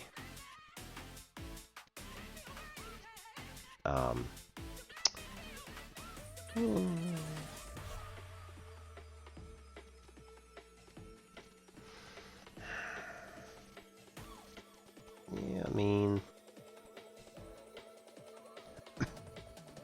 that's probably not a good representation of that.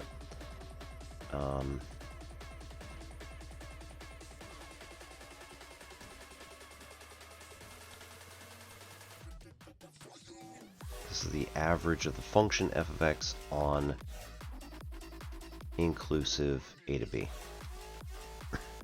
Technically, it could also be exclusive a to b, but that's not fair play. Because if you want to include, no, if you want a and b to be the endpoints of your interval, then they should be included. Because otherwise you're talking about, oh, like all points up until these particular values. It's not going to change the average by adding or eliminating one single point on either end, because all of the points leading up to those are all going to have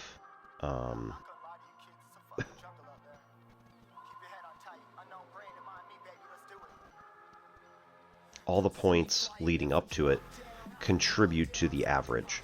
And so, like, a single point is not going to change the average no matter where it is on this entire thing. There are an infinite number of points that are contributing.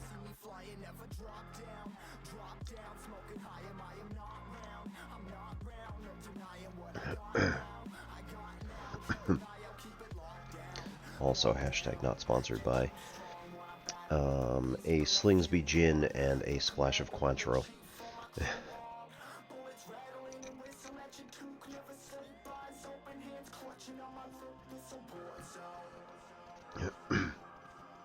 Because I need to get rid of these things.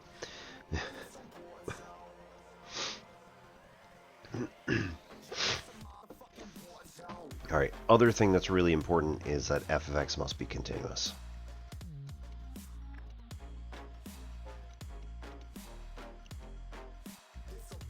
On a to b inclusive. That one definitely matters.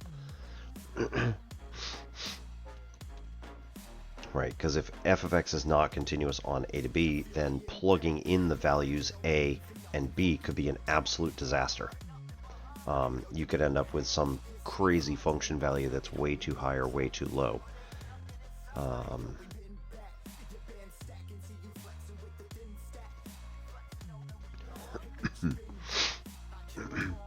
Right. So this is our average. And then, interestingly, right, this is the important part, is that mean value theorem states, excuse me, there exists a function value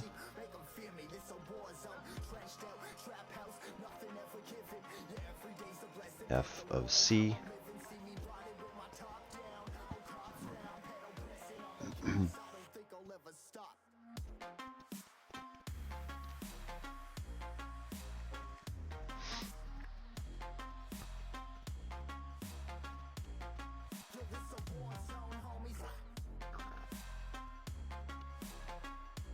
which has to match the average value of the function. This is not really surprising.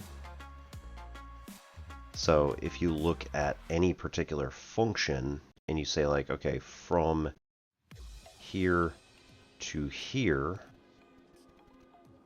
Right, here's your A, here's your B. What is the average value of this function? Well,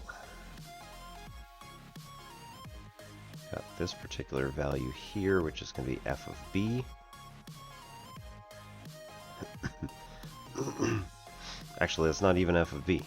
That is the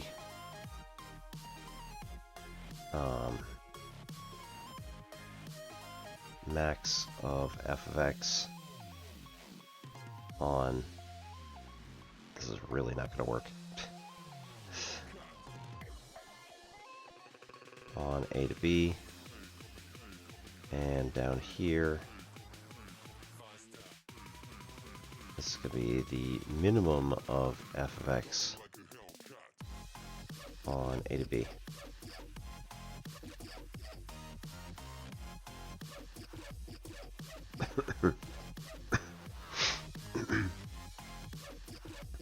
Right, so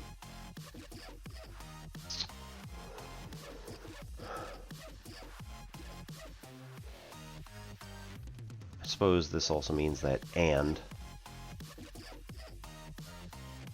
alright,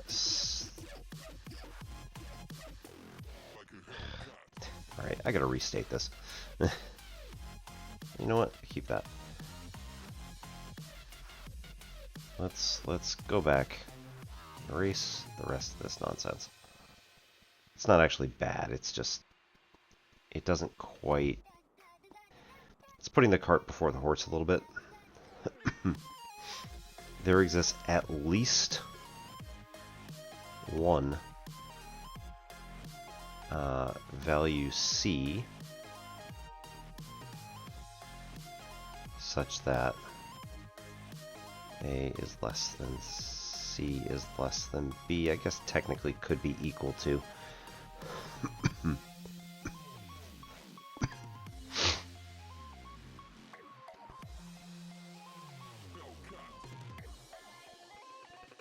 Where f at C is equal to that average value. So 1 over b minus a times the integral of f of x dx on the interval from a to b.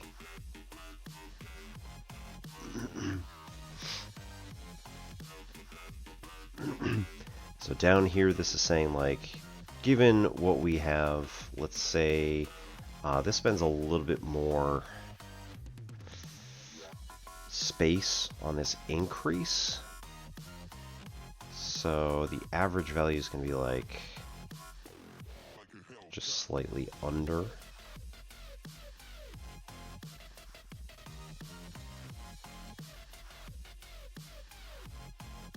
What we would think of as like the mean of the minimum maximum.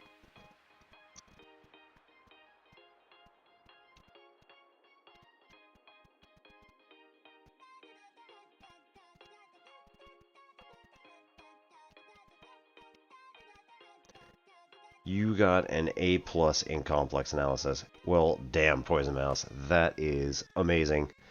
And deserves some celebration. Oh, come on, I gotta have something. To know the friend of the second cousin of a dog walker who went to school with the adopted son of a reflexologist who's currently plant sitting for the stepsister of a social media influencer that lives next door to some guy who works in finance. You just need a little help from Experian to improve your credit score. Download the Experian app and check your credit score and report for free today. Hello and welcome.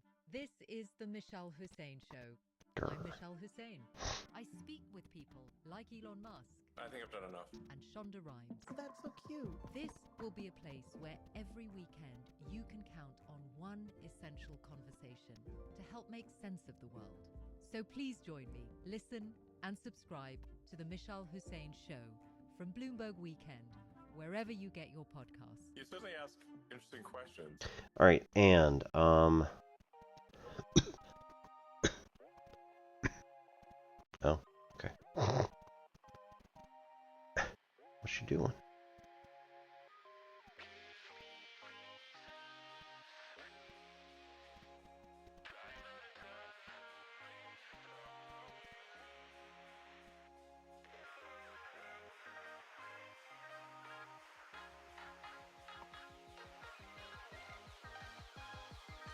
What you doing?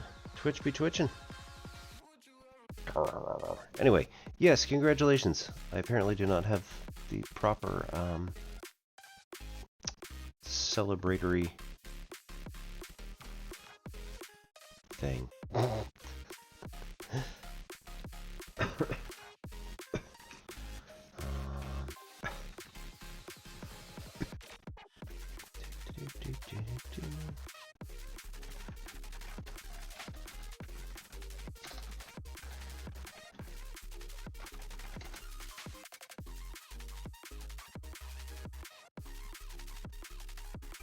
Maybe this is it. There you go. Congratulations, boys and mouse. Awesome job.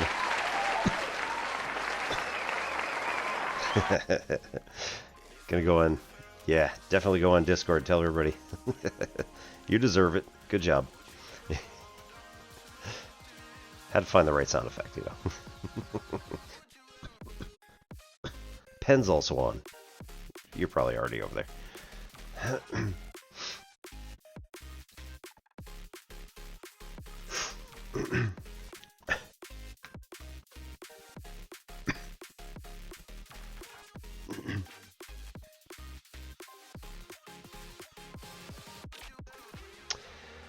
Okay.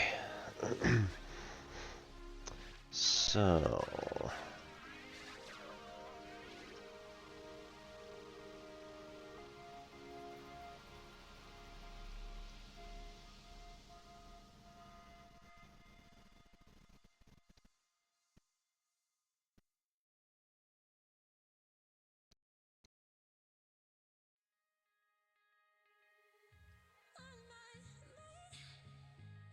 Alright, am confused. I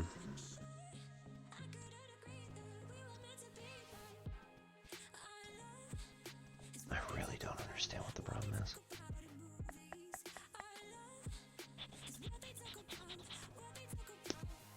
is. Weird. Anyway, let's not dwell on this. This is ridiculous. I was going to start another promotion discount, whatever, for the channel, but apparently I can't start another one for some reason. Learned how to calculate the Gaussian with Fourier transform. Ooh. I barely remember that.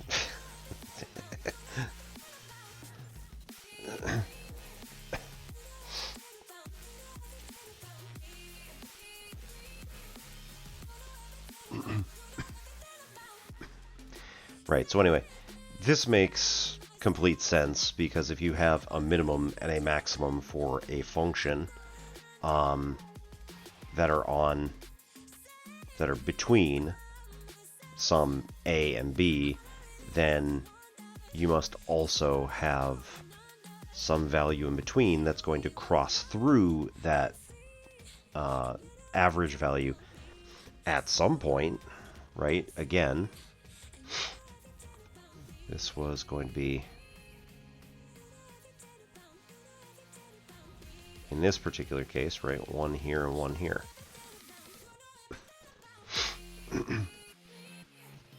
So for this particular weird function that I just came up with, you have two possible locations for the average value to cross the function itself.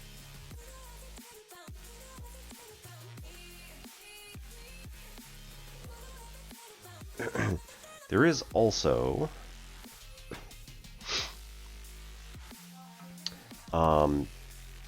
just in case,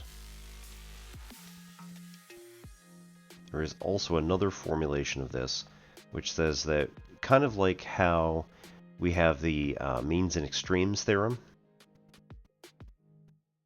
for algebra.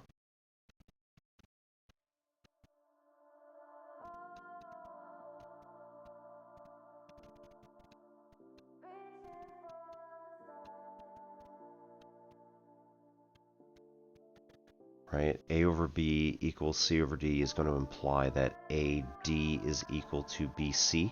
Everybody calls this cross multiplication. It is the means and extremes theorem. So you are able to multiply these particular pairs together and say that they are equal if your fractions are equal, if your ratios are equal.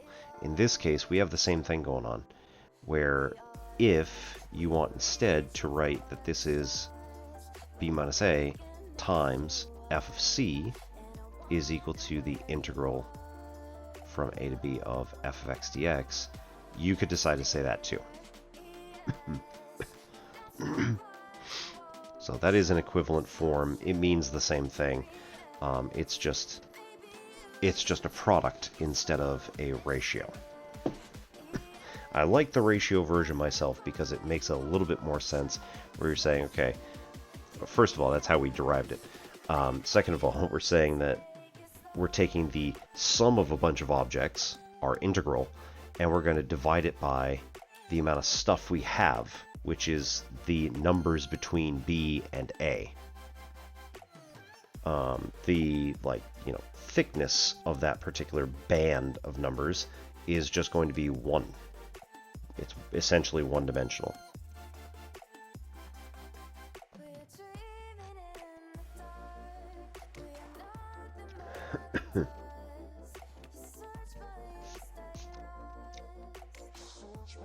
I might have watered that down too much.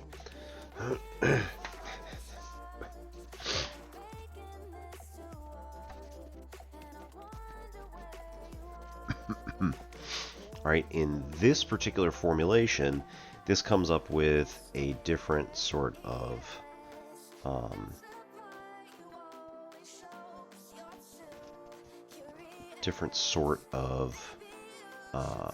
way to describe it. But it's not like it matters a huge amount.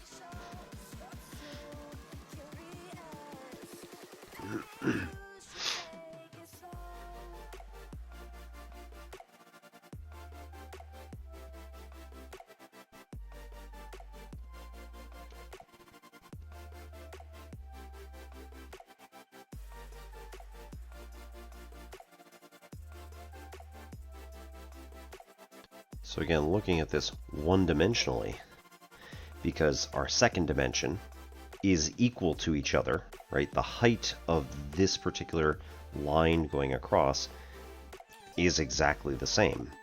So here's our A, here's our B, and here is our C in between. This height is F at C.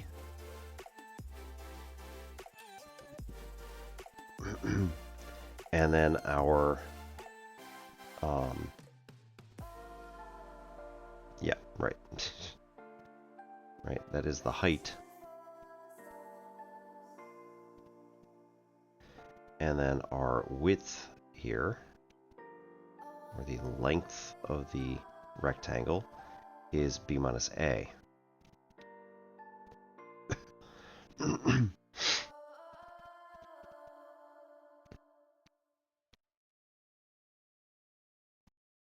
tulips only bloom at midnight. Sorry, what? The tulips only bloom at midnight. Are you talking to The me? tulips only bloom. So the area I'm gonna sit on another bench if that's under okay. the curve. You don't need a secret code to get better deals on credit. You just need a little help from Experian to improve your credit score. Download the Experian app and check your Will credit match score the and report for free today. area On January of 2nd, over 300 people were seriously ill with flu in our local hospitals. That's the equivalent of 10 full wards. So this winter, our best chance the of staying rectangle. well is by getting a quick, simple and free for many people flu vaccination. Especially if you're older, pregnant, or have a long-term health condition. Children can be super spreaders, so get them vaccinated too. Check your eligibility and find your nearest vaccination center at made at x equals c. So we have the height f of c, the distance across our length is b minus a, and that rectangle must have the same area as the total area under the curve, i.e. the integral from a to b, for some value of c somewhere in between. So again, we could show the extreme values of this. If we go to the absolute minimum here and go like this, and then we go to the absolute maximum here and go like this,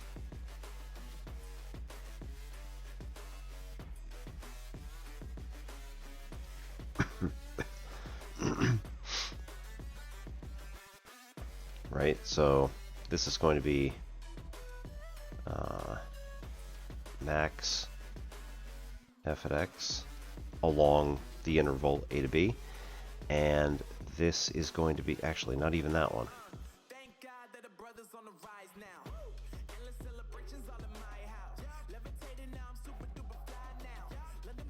Whew. And this one is min f of x. Right? So we can clearly see that this is overshoot the integral from a to b of f of x dx. And that's just obvious, right, looking at this. And similarly, this is obviously undershooting the integral from a to b of f of x dx.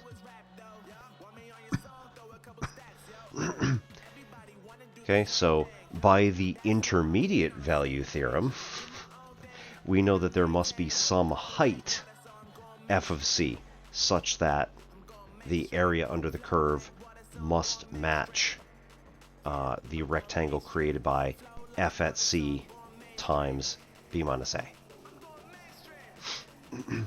Right, so we know that there has to be something by the intermediate value theorem that it will match.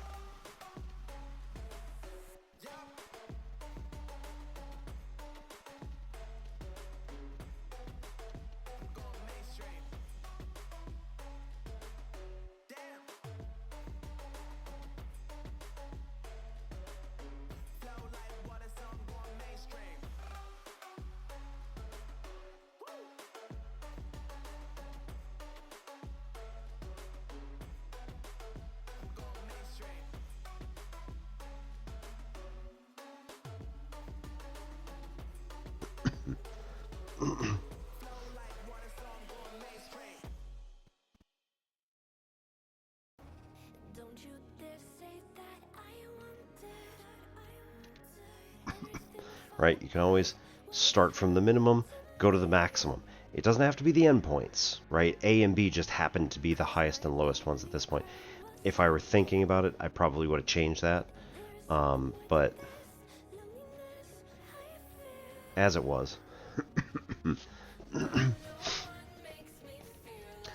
right, as it was, minimum is A, maximum is B. But it doesn't have to be. Right? There has to be some c comma f at c such that it will build a rectangle which will be the same size as the area under the curve, because at the maximum it's too high and at the minimum it's too low. So just like we saw for the intermediate value theorem back in pre-calculus. Right? If you have a number that's too high and a number that's too low and it's a continuous function, then it's got to hit every number in between. Okay. I'm going to go for another 3-minute ad break and we will return. So thank you everybody for coming and see you in just a few minutes. Awesome job again, Poison Mouse. Good job on complex analysis. It is not an easy class.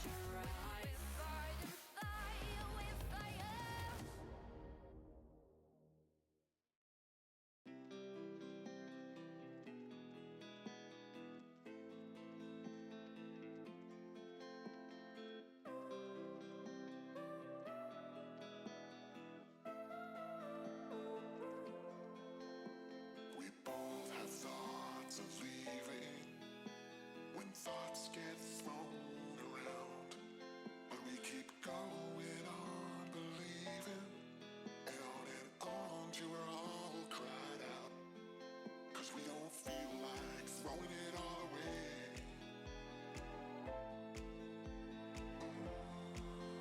We don't feel like it.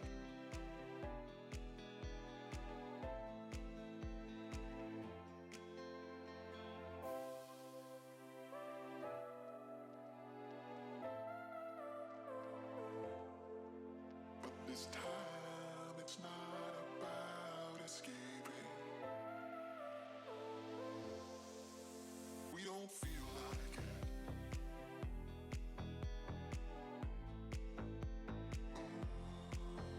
We don't feel like it.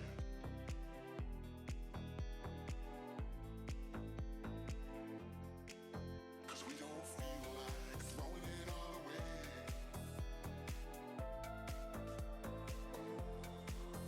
We don't feel like it.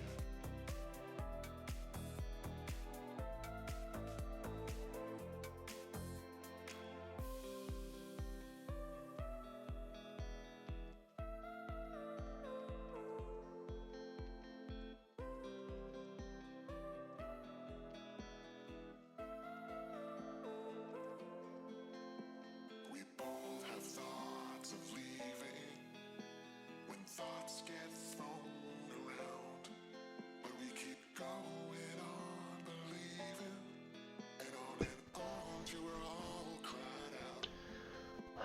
1 if x is greater than 1, and 0 if x is less than 1. I think we have to have it being functionally continuous. But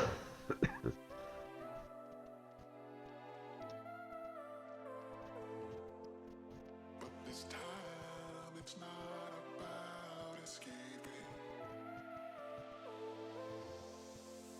We don't feel like it.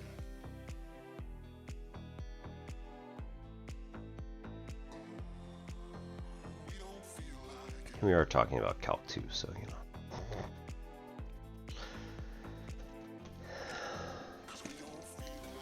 Righto.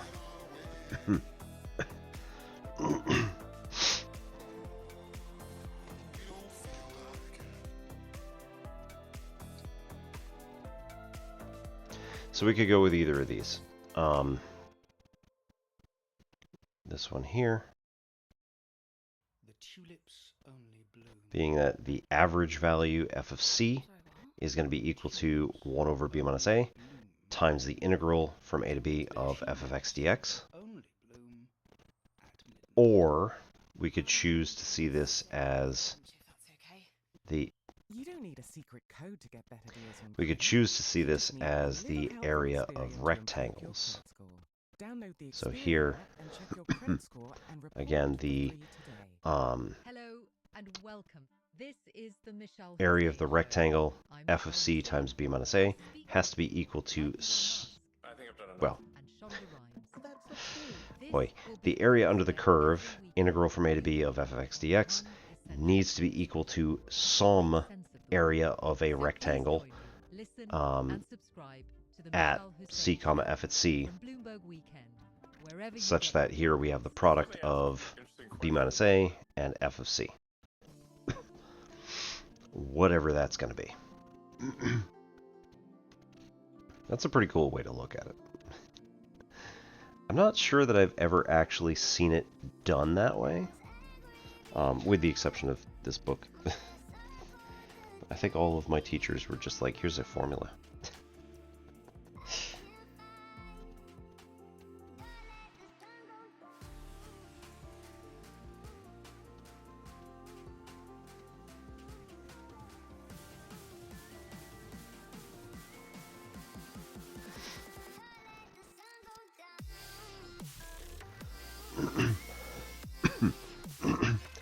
Right, so how do you find the area between two curves? This is going to be overall really super simple. Generically speaking, right? If we take some function like this, f of x, totally not a square root function, I don't know what you're talking about. And a function that goes like, let's go from the same space. From the same place up like this, totally not a quadratic function, I don't know what you're talking about. G of x. And then here we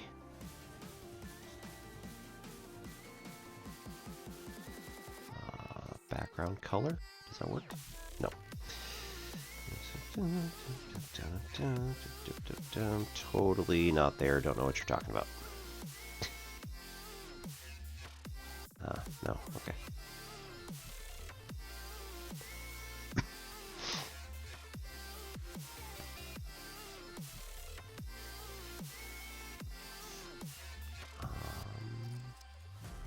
Edge.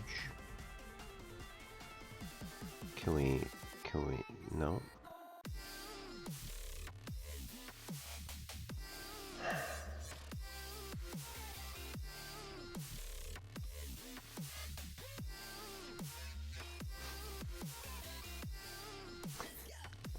There you go. Totally don't know what you're talking about.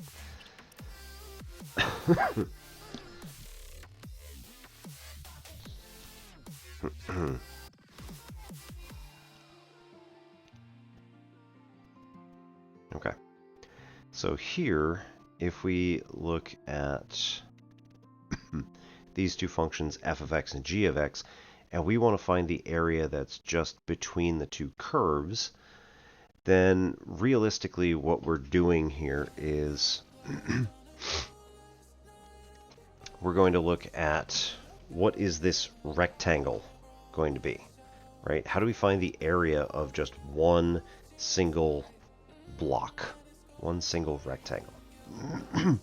Well, first of all, from here all the way down to 0 is f at, well, okay. F at, again, C. We'll let this be A to B on our x-axis. And then again, this point here, this particular value that we're talking about at this exact moment in time is going to be C, comma, F at C. And also C, comma, G at C.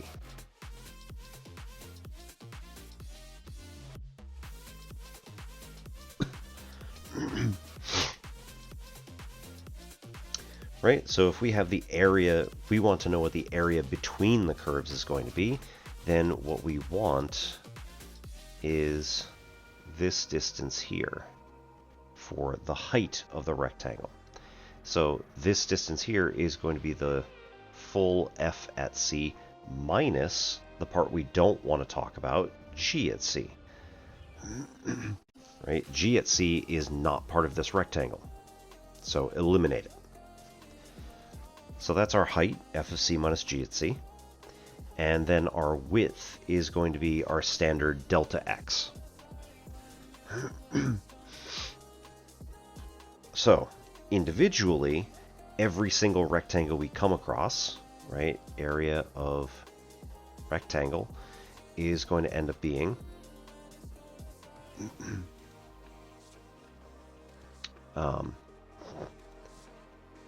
f at c minus g at c times delta x. If we want the sum of all of our individual rectangles, then I is going to go from 1 to n. And by the way, if anybody has never seen this before, this is going to get pretty repetitive. Not today, but like over the entire time that we're talking about Calc 2 stuff, you're going to see this a lot. We're going to have here f at x sub I. Oh, no, hang on. I've got to move it over because we also need to sum up this side. Right, the sum as I goes from 1 to n of f at x sub I minus g at x sub I. times delta x, which normally is just delta x, but it could potentially be delta x sub I as well. So it doesn't matter how thick the rectangles are, as long as we represent all of them. Okay, and then we make it the limit as n goes to infinity of the sum I goes from 1 to n of a sub I equals the limit as n goes to infinity of sum I goes from 1 to n of f of x sub I minus g of x sub I times delta x sub I. And since n is going to infinity, this is going to be the exact same thing we've been seeing for a long time. We could, in theory, split this all up and say that we've got now the limit as n goes to infinity of the sum I goes from 1 to n of f of x sub I times delta x sub I minus the limit as n goes to infinity of the sum of I goes from 1 to n of g of x sub I times delta x sub I, and then each of these individually now are integrals. Now this is the integral of f of x dx minus the integral of g of x dx along that particular interval, so going from a to b. And since they are the same, they can be combined. So the integral from a to b of f of x minus g of x dx. This is equal to our area.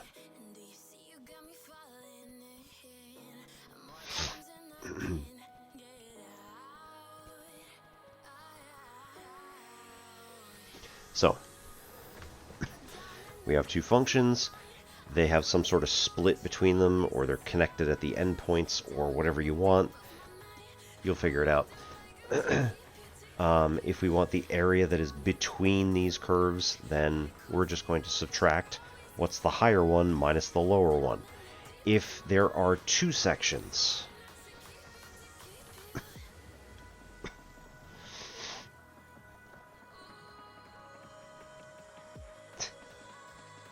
yep, totally. No regrets. If there are two sections,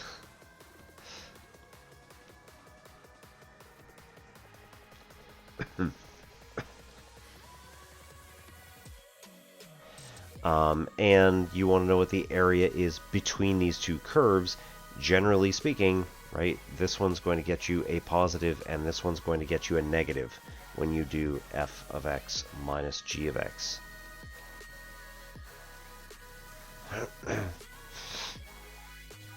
It could potentially also say at some point that we want the, like, total area of these things, of these two separate shapes. So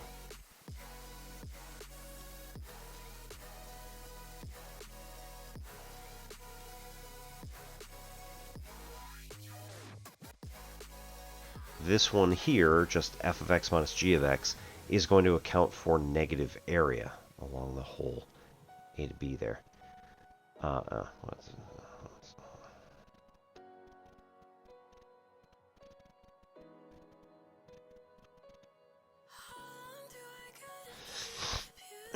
Right, this will account for negative area, so some of the positives and some of the negatives end up canceling each other out. If you wanted the, like, just total area of these shapes, then you're going to have to go with the absolute value of f of x minus g of x dx, which is going to say, okay, well, this is going to be, again, x equals c at this particular value where they cross each other. This is going to be a to b, no, a to c is going to be f of x minus g of x dx. And you got plus, we need to go from C to B. Oh, God. Substitution, courtesy of Paddy Power. Embarrassing Eddie makes way for sensible Samuel. Cool, that was close. You might not always pick the right starter, but your sub can still deliver. Right? Because Paddy's super From sub C will to make B, rolls over to the player we can coming actually on. go the Paddy other Power. way around. Select So leagues and g markets. of Green x and play bets on qualifying player and minus selections only. T's and C's. f of Exclusions x apply. 18 plus. Scandal dx. So if we do this, this is going to count the areas separately and then sum up all of the areas as if they were positive.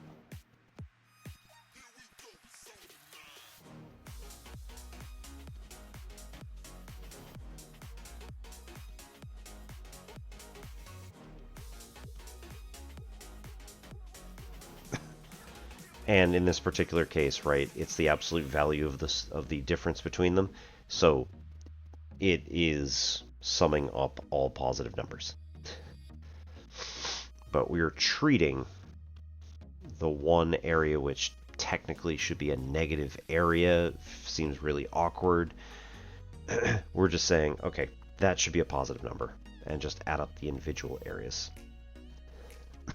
So it depends on what you're looking for.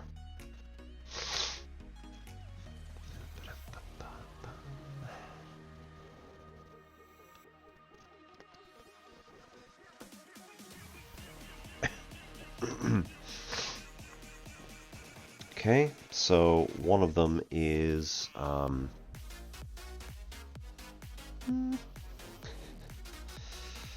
sure, y equals 2x squared. Let's make it f of x just so we're not confused.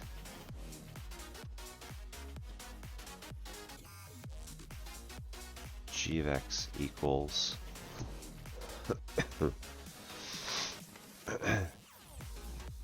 actually, I do want that the other way around, but whatever. It's fine.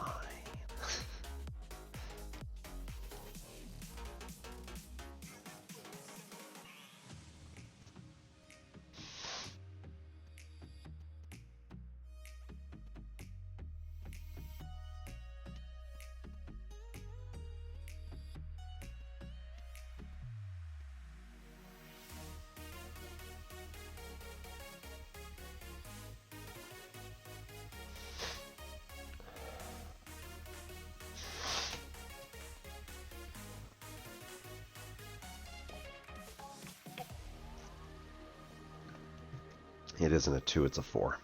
Yep. Which is going to put it just on the outside equivalent as a 2. So it doesn't matter how I wrote that.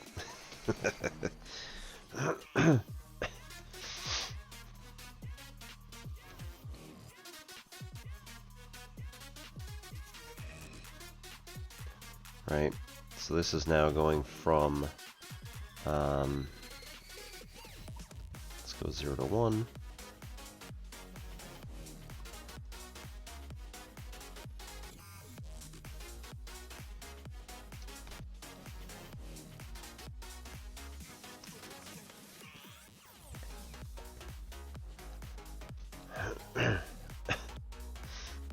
Yeah, this really didn't matter.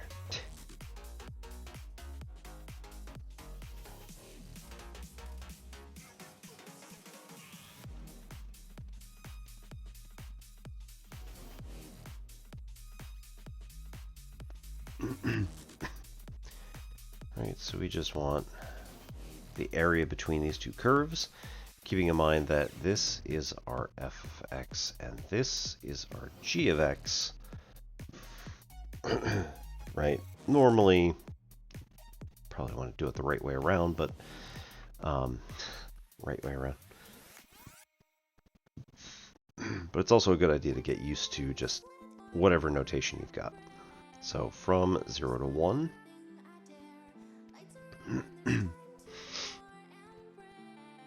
Yeah, right, x values.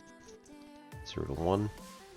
We want 2 times the square root of x minus 2x squared dx. to be evaluated, and then we say that this is going to be equal to... No, I'm not doing that. Oi, I'm not doing average. Right, we're just taking the integral of the difference of these two things, because we want to find the area between the curves from 0 to 1.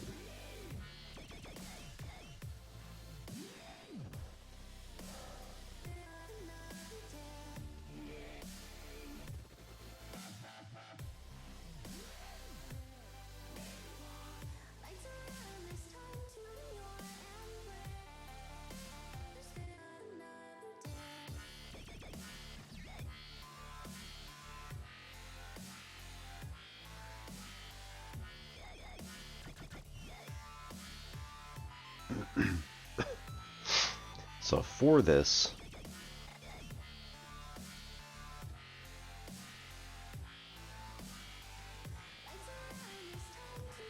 right, we just want, what is the area between these two curves? We're going to take the integral of x to the 1/2, which is going to become x to the 3/2, which now we need, if you go with the antiderivative, we need to have 3/2 sitting in front of the square root in order to increase its exponent going up, which means we need a 2/3, which is not there, to balance it out. So this is going to be 2/3 times big 2 times x to the 3/2. Minus, here is 2x squared. X squared is going to be increased in power to x to the 3rd, so we would need a 3 to go with it, so it's 3x squared. Take the antiderivative, it becomes x cubed. Then we need to balance that 3 with a 1/3.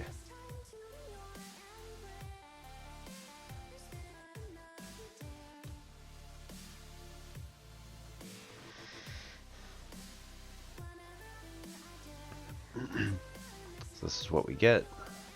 We're evaluating from 0 to 1. Yeah, that's all good. So then this is going to be 4/3. 1 raised to the 3/2 is still 1. We just get 4/3. Minus 0. Okay, minus 2/3 times 1 cubed. Minus minus is a positive, and that's also a 0. So this is going to be 4/3 minus 2/3.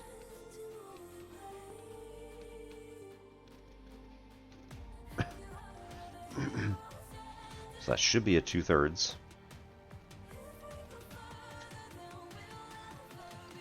And let me know if you get something different, because, you know.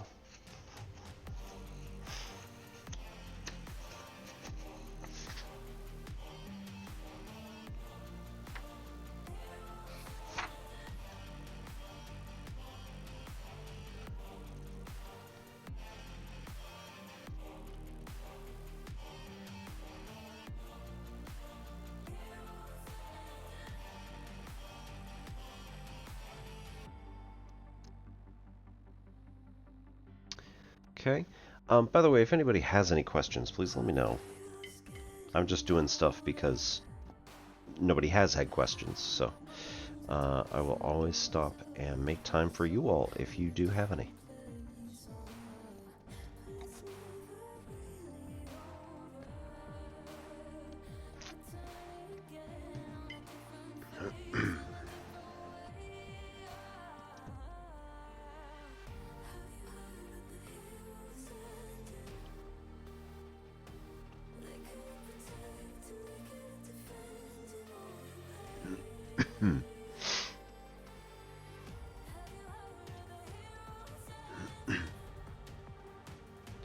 Right, alternatively,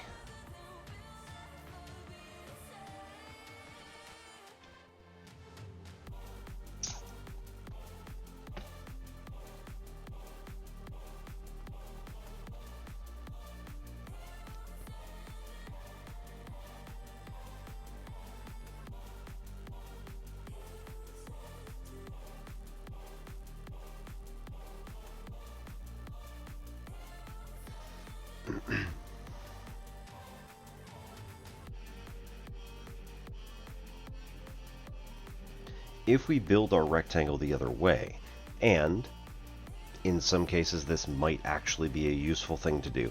In this particular one, yeah, not so much. But if it is useful to do that, then what we can do is solve for, we know that g of x is equal to y is equal to 2 root x. So let's find the inverse function of this by solving for x. This one's nice and easy. This is a y over 2 is equal to square root of x. Therefore, y over 2 parentheses squared is equal to x is equal to g star of y. And play, prize, pinball for free. Play daily for a chance to win a cheeky cash jackpot of £1,000 or more. Max 1 play per day. Free spins valid for 2 hours. Season eligibility I don't know if there is a nice notation for that. Because it's not exactly the inverse of g. Sort of is. Second time's a charm, eh, Billy boy? Oh, God. Substitution courtesy of Paddy Power, embarrassing Eddie. Right, so g star of y is equal to, and we could also do this as 1/4 y squared. It doesn't much matter, as long as you're kind of giving it a think. And then f of x was also y was equal to 2x squared. This is the one where we do have to be a little bit more careful.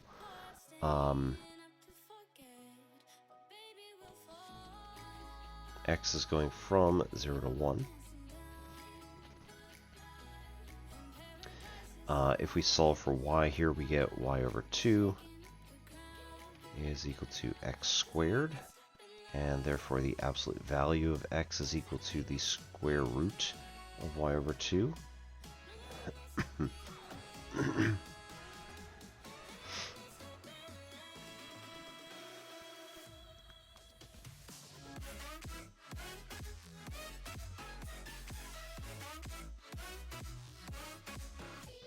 Right, since it's on 0 to 1, this is going to be positive only. So x is equal to square root y over 2 is equal to f star of y. Righto.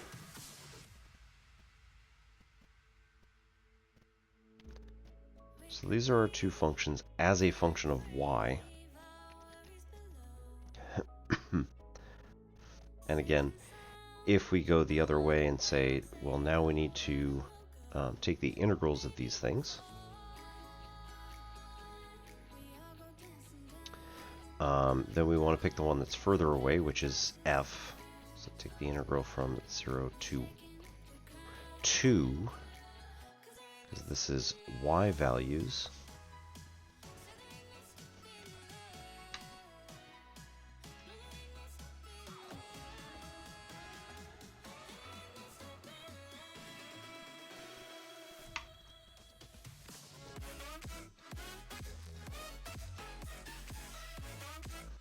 So y goes from 0 to 2 of f of x, or no, f of y, 1/2 y, minus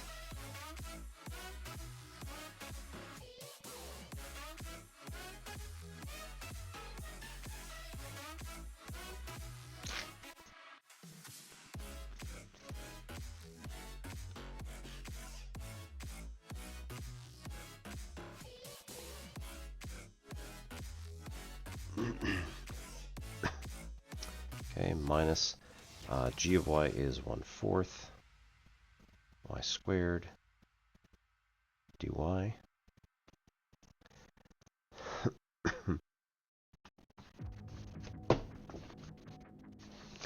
Okay, then we've got the same sort of deal that we had before with the integrals, with trying to fill in u substitution and whatnot.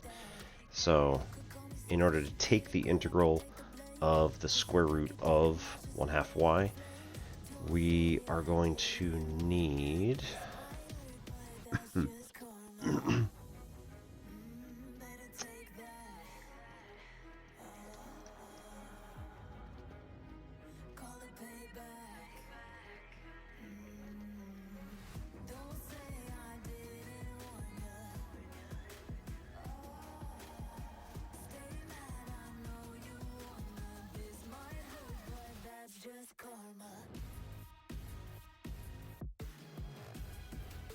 Right, we need the 1/2 dy. This is going to be a 3/2 exponent, so we need a 2/3 on the outside. And then this is 1/2 y.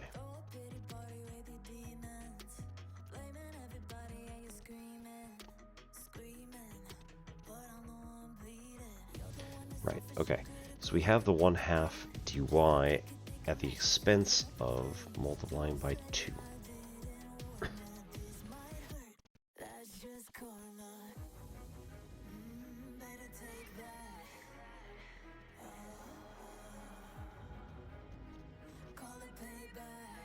Alright, same deal here.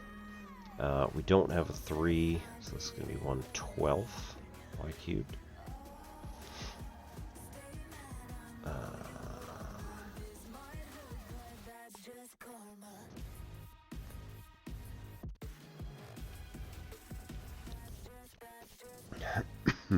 Alright, the 1/2 dy gets absorbed.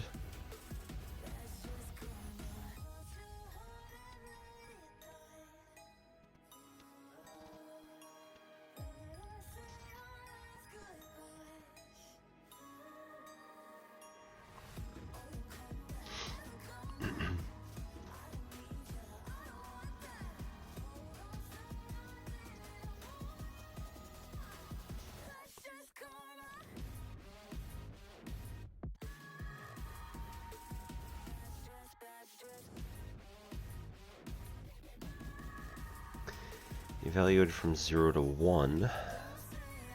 It's going to mean that this is going to be a 4/3 times 1 is going to make that a 1/2. Gross.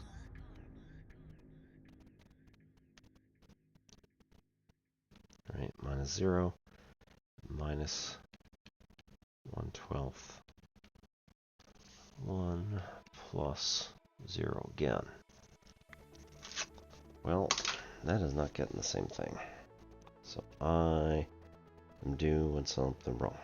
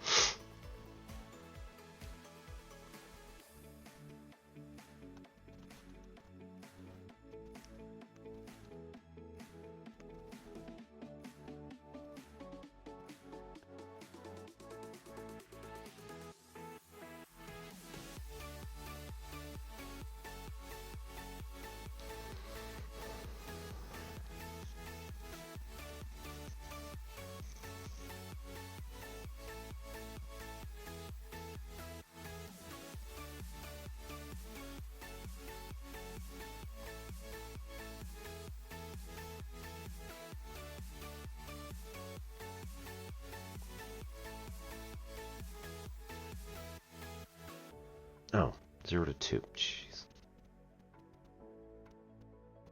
Not that that's going to change much, but... Okay. I lied. It's going to change quite a lot. This one becomes just 1.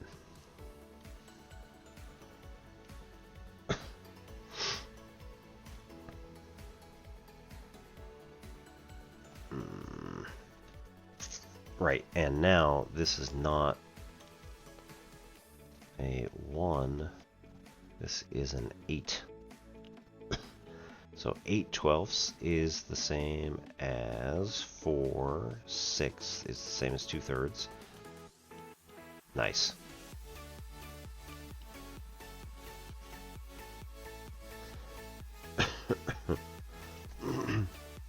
Right, so area is equal to 2/3. Awesome. All right. If nobody else has any questions, I think we're probably going to call it a night. It's getting to 20 past 1, so probably ought to go to bed or something.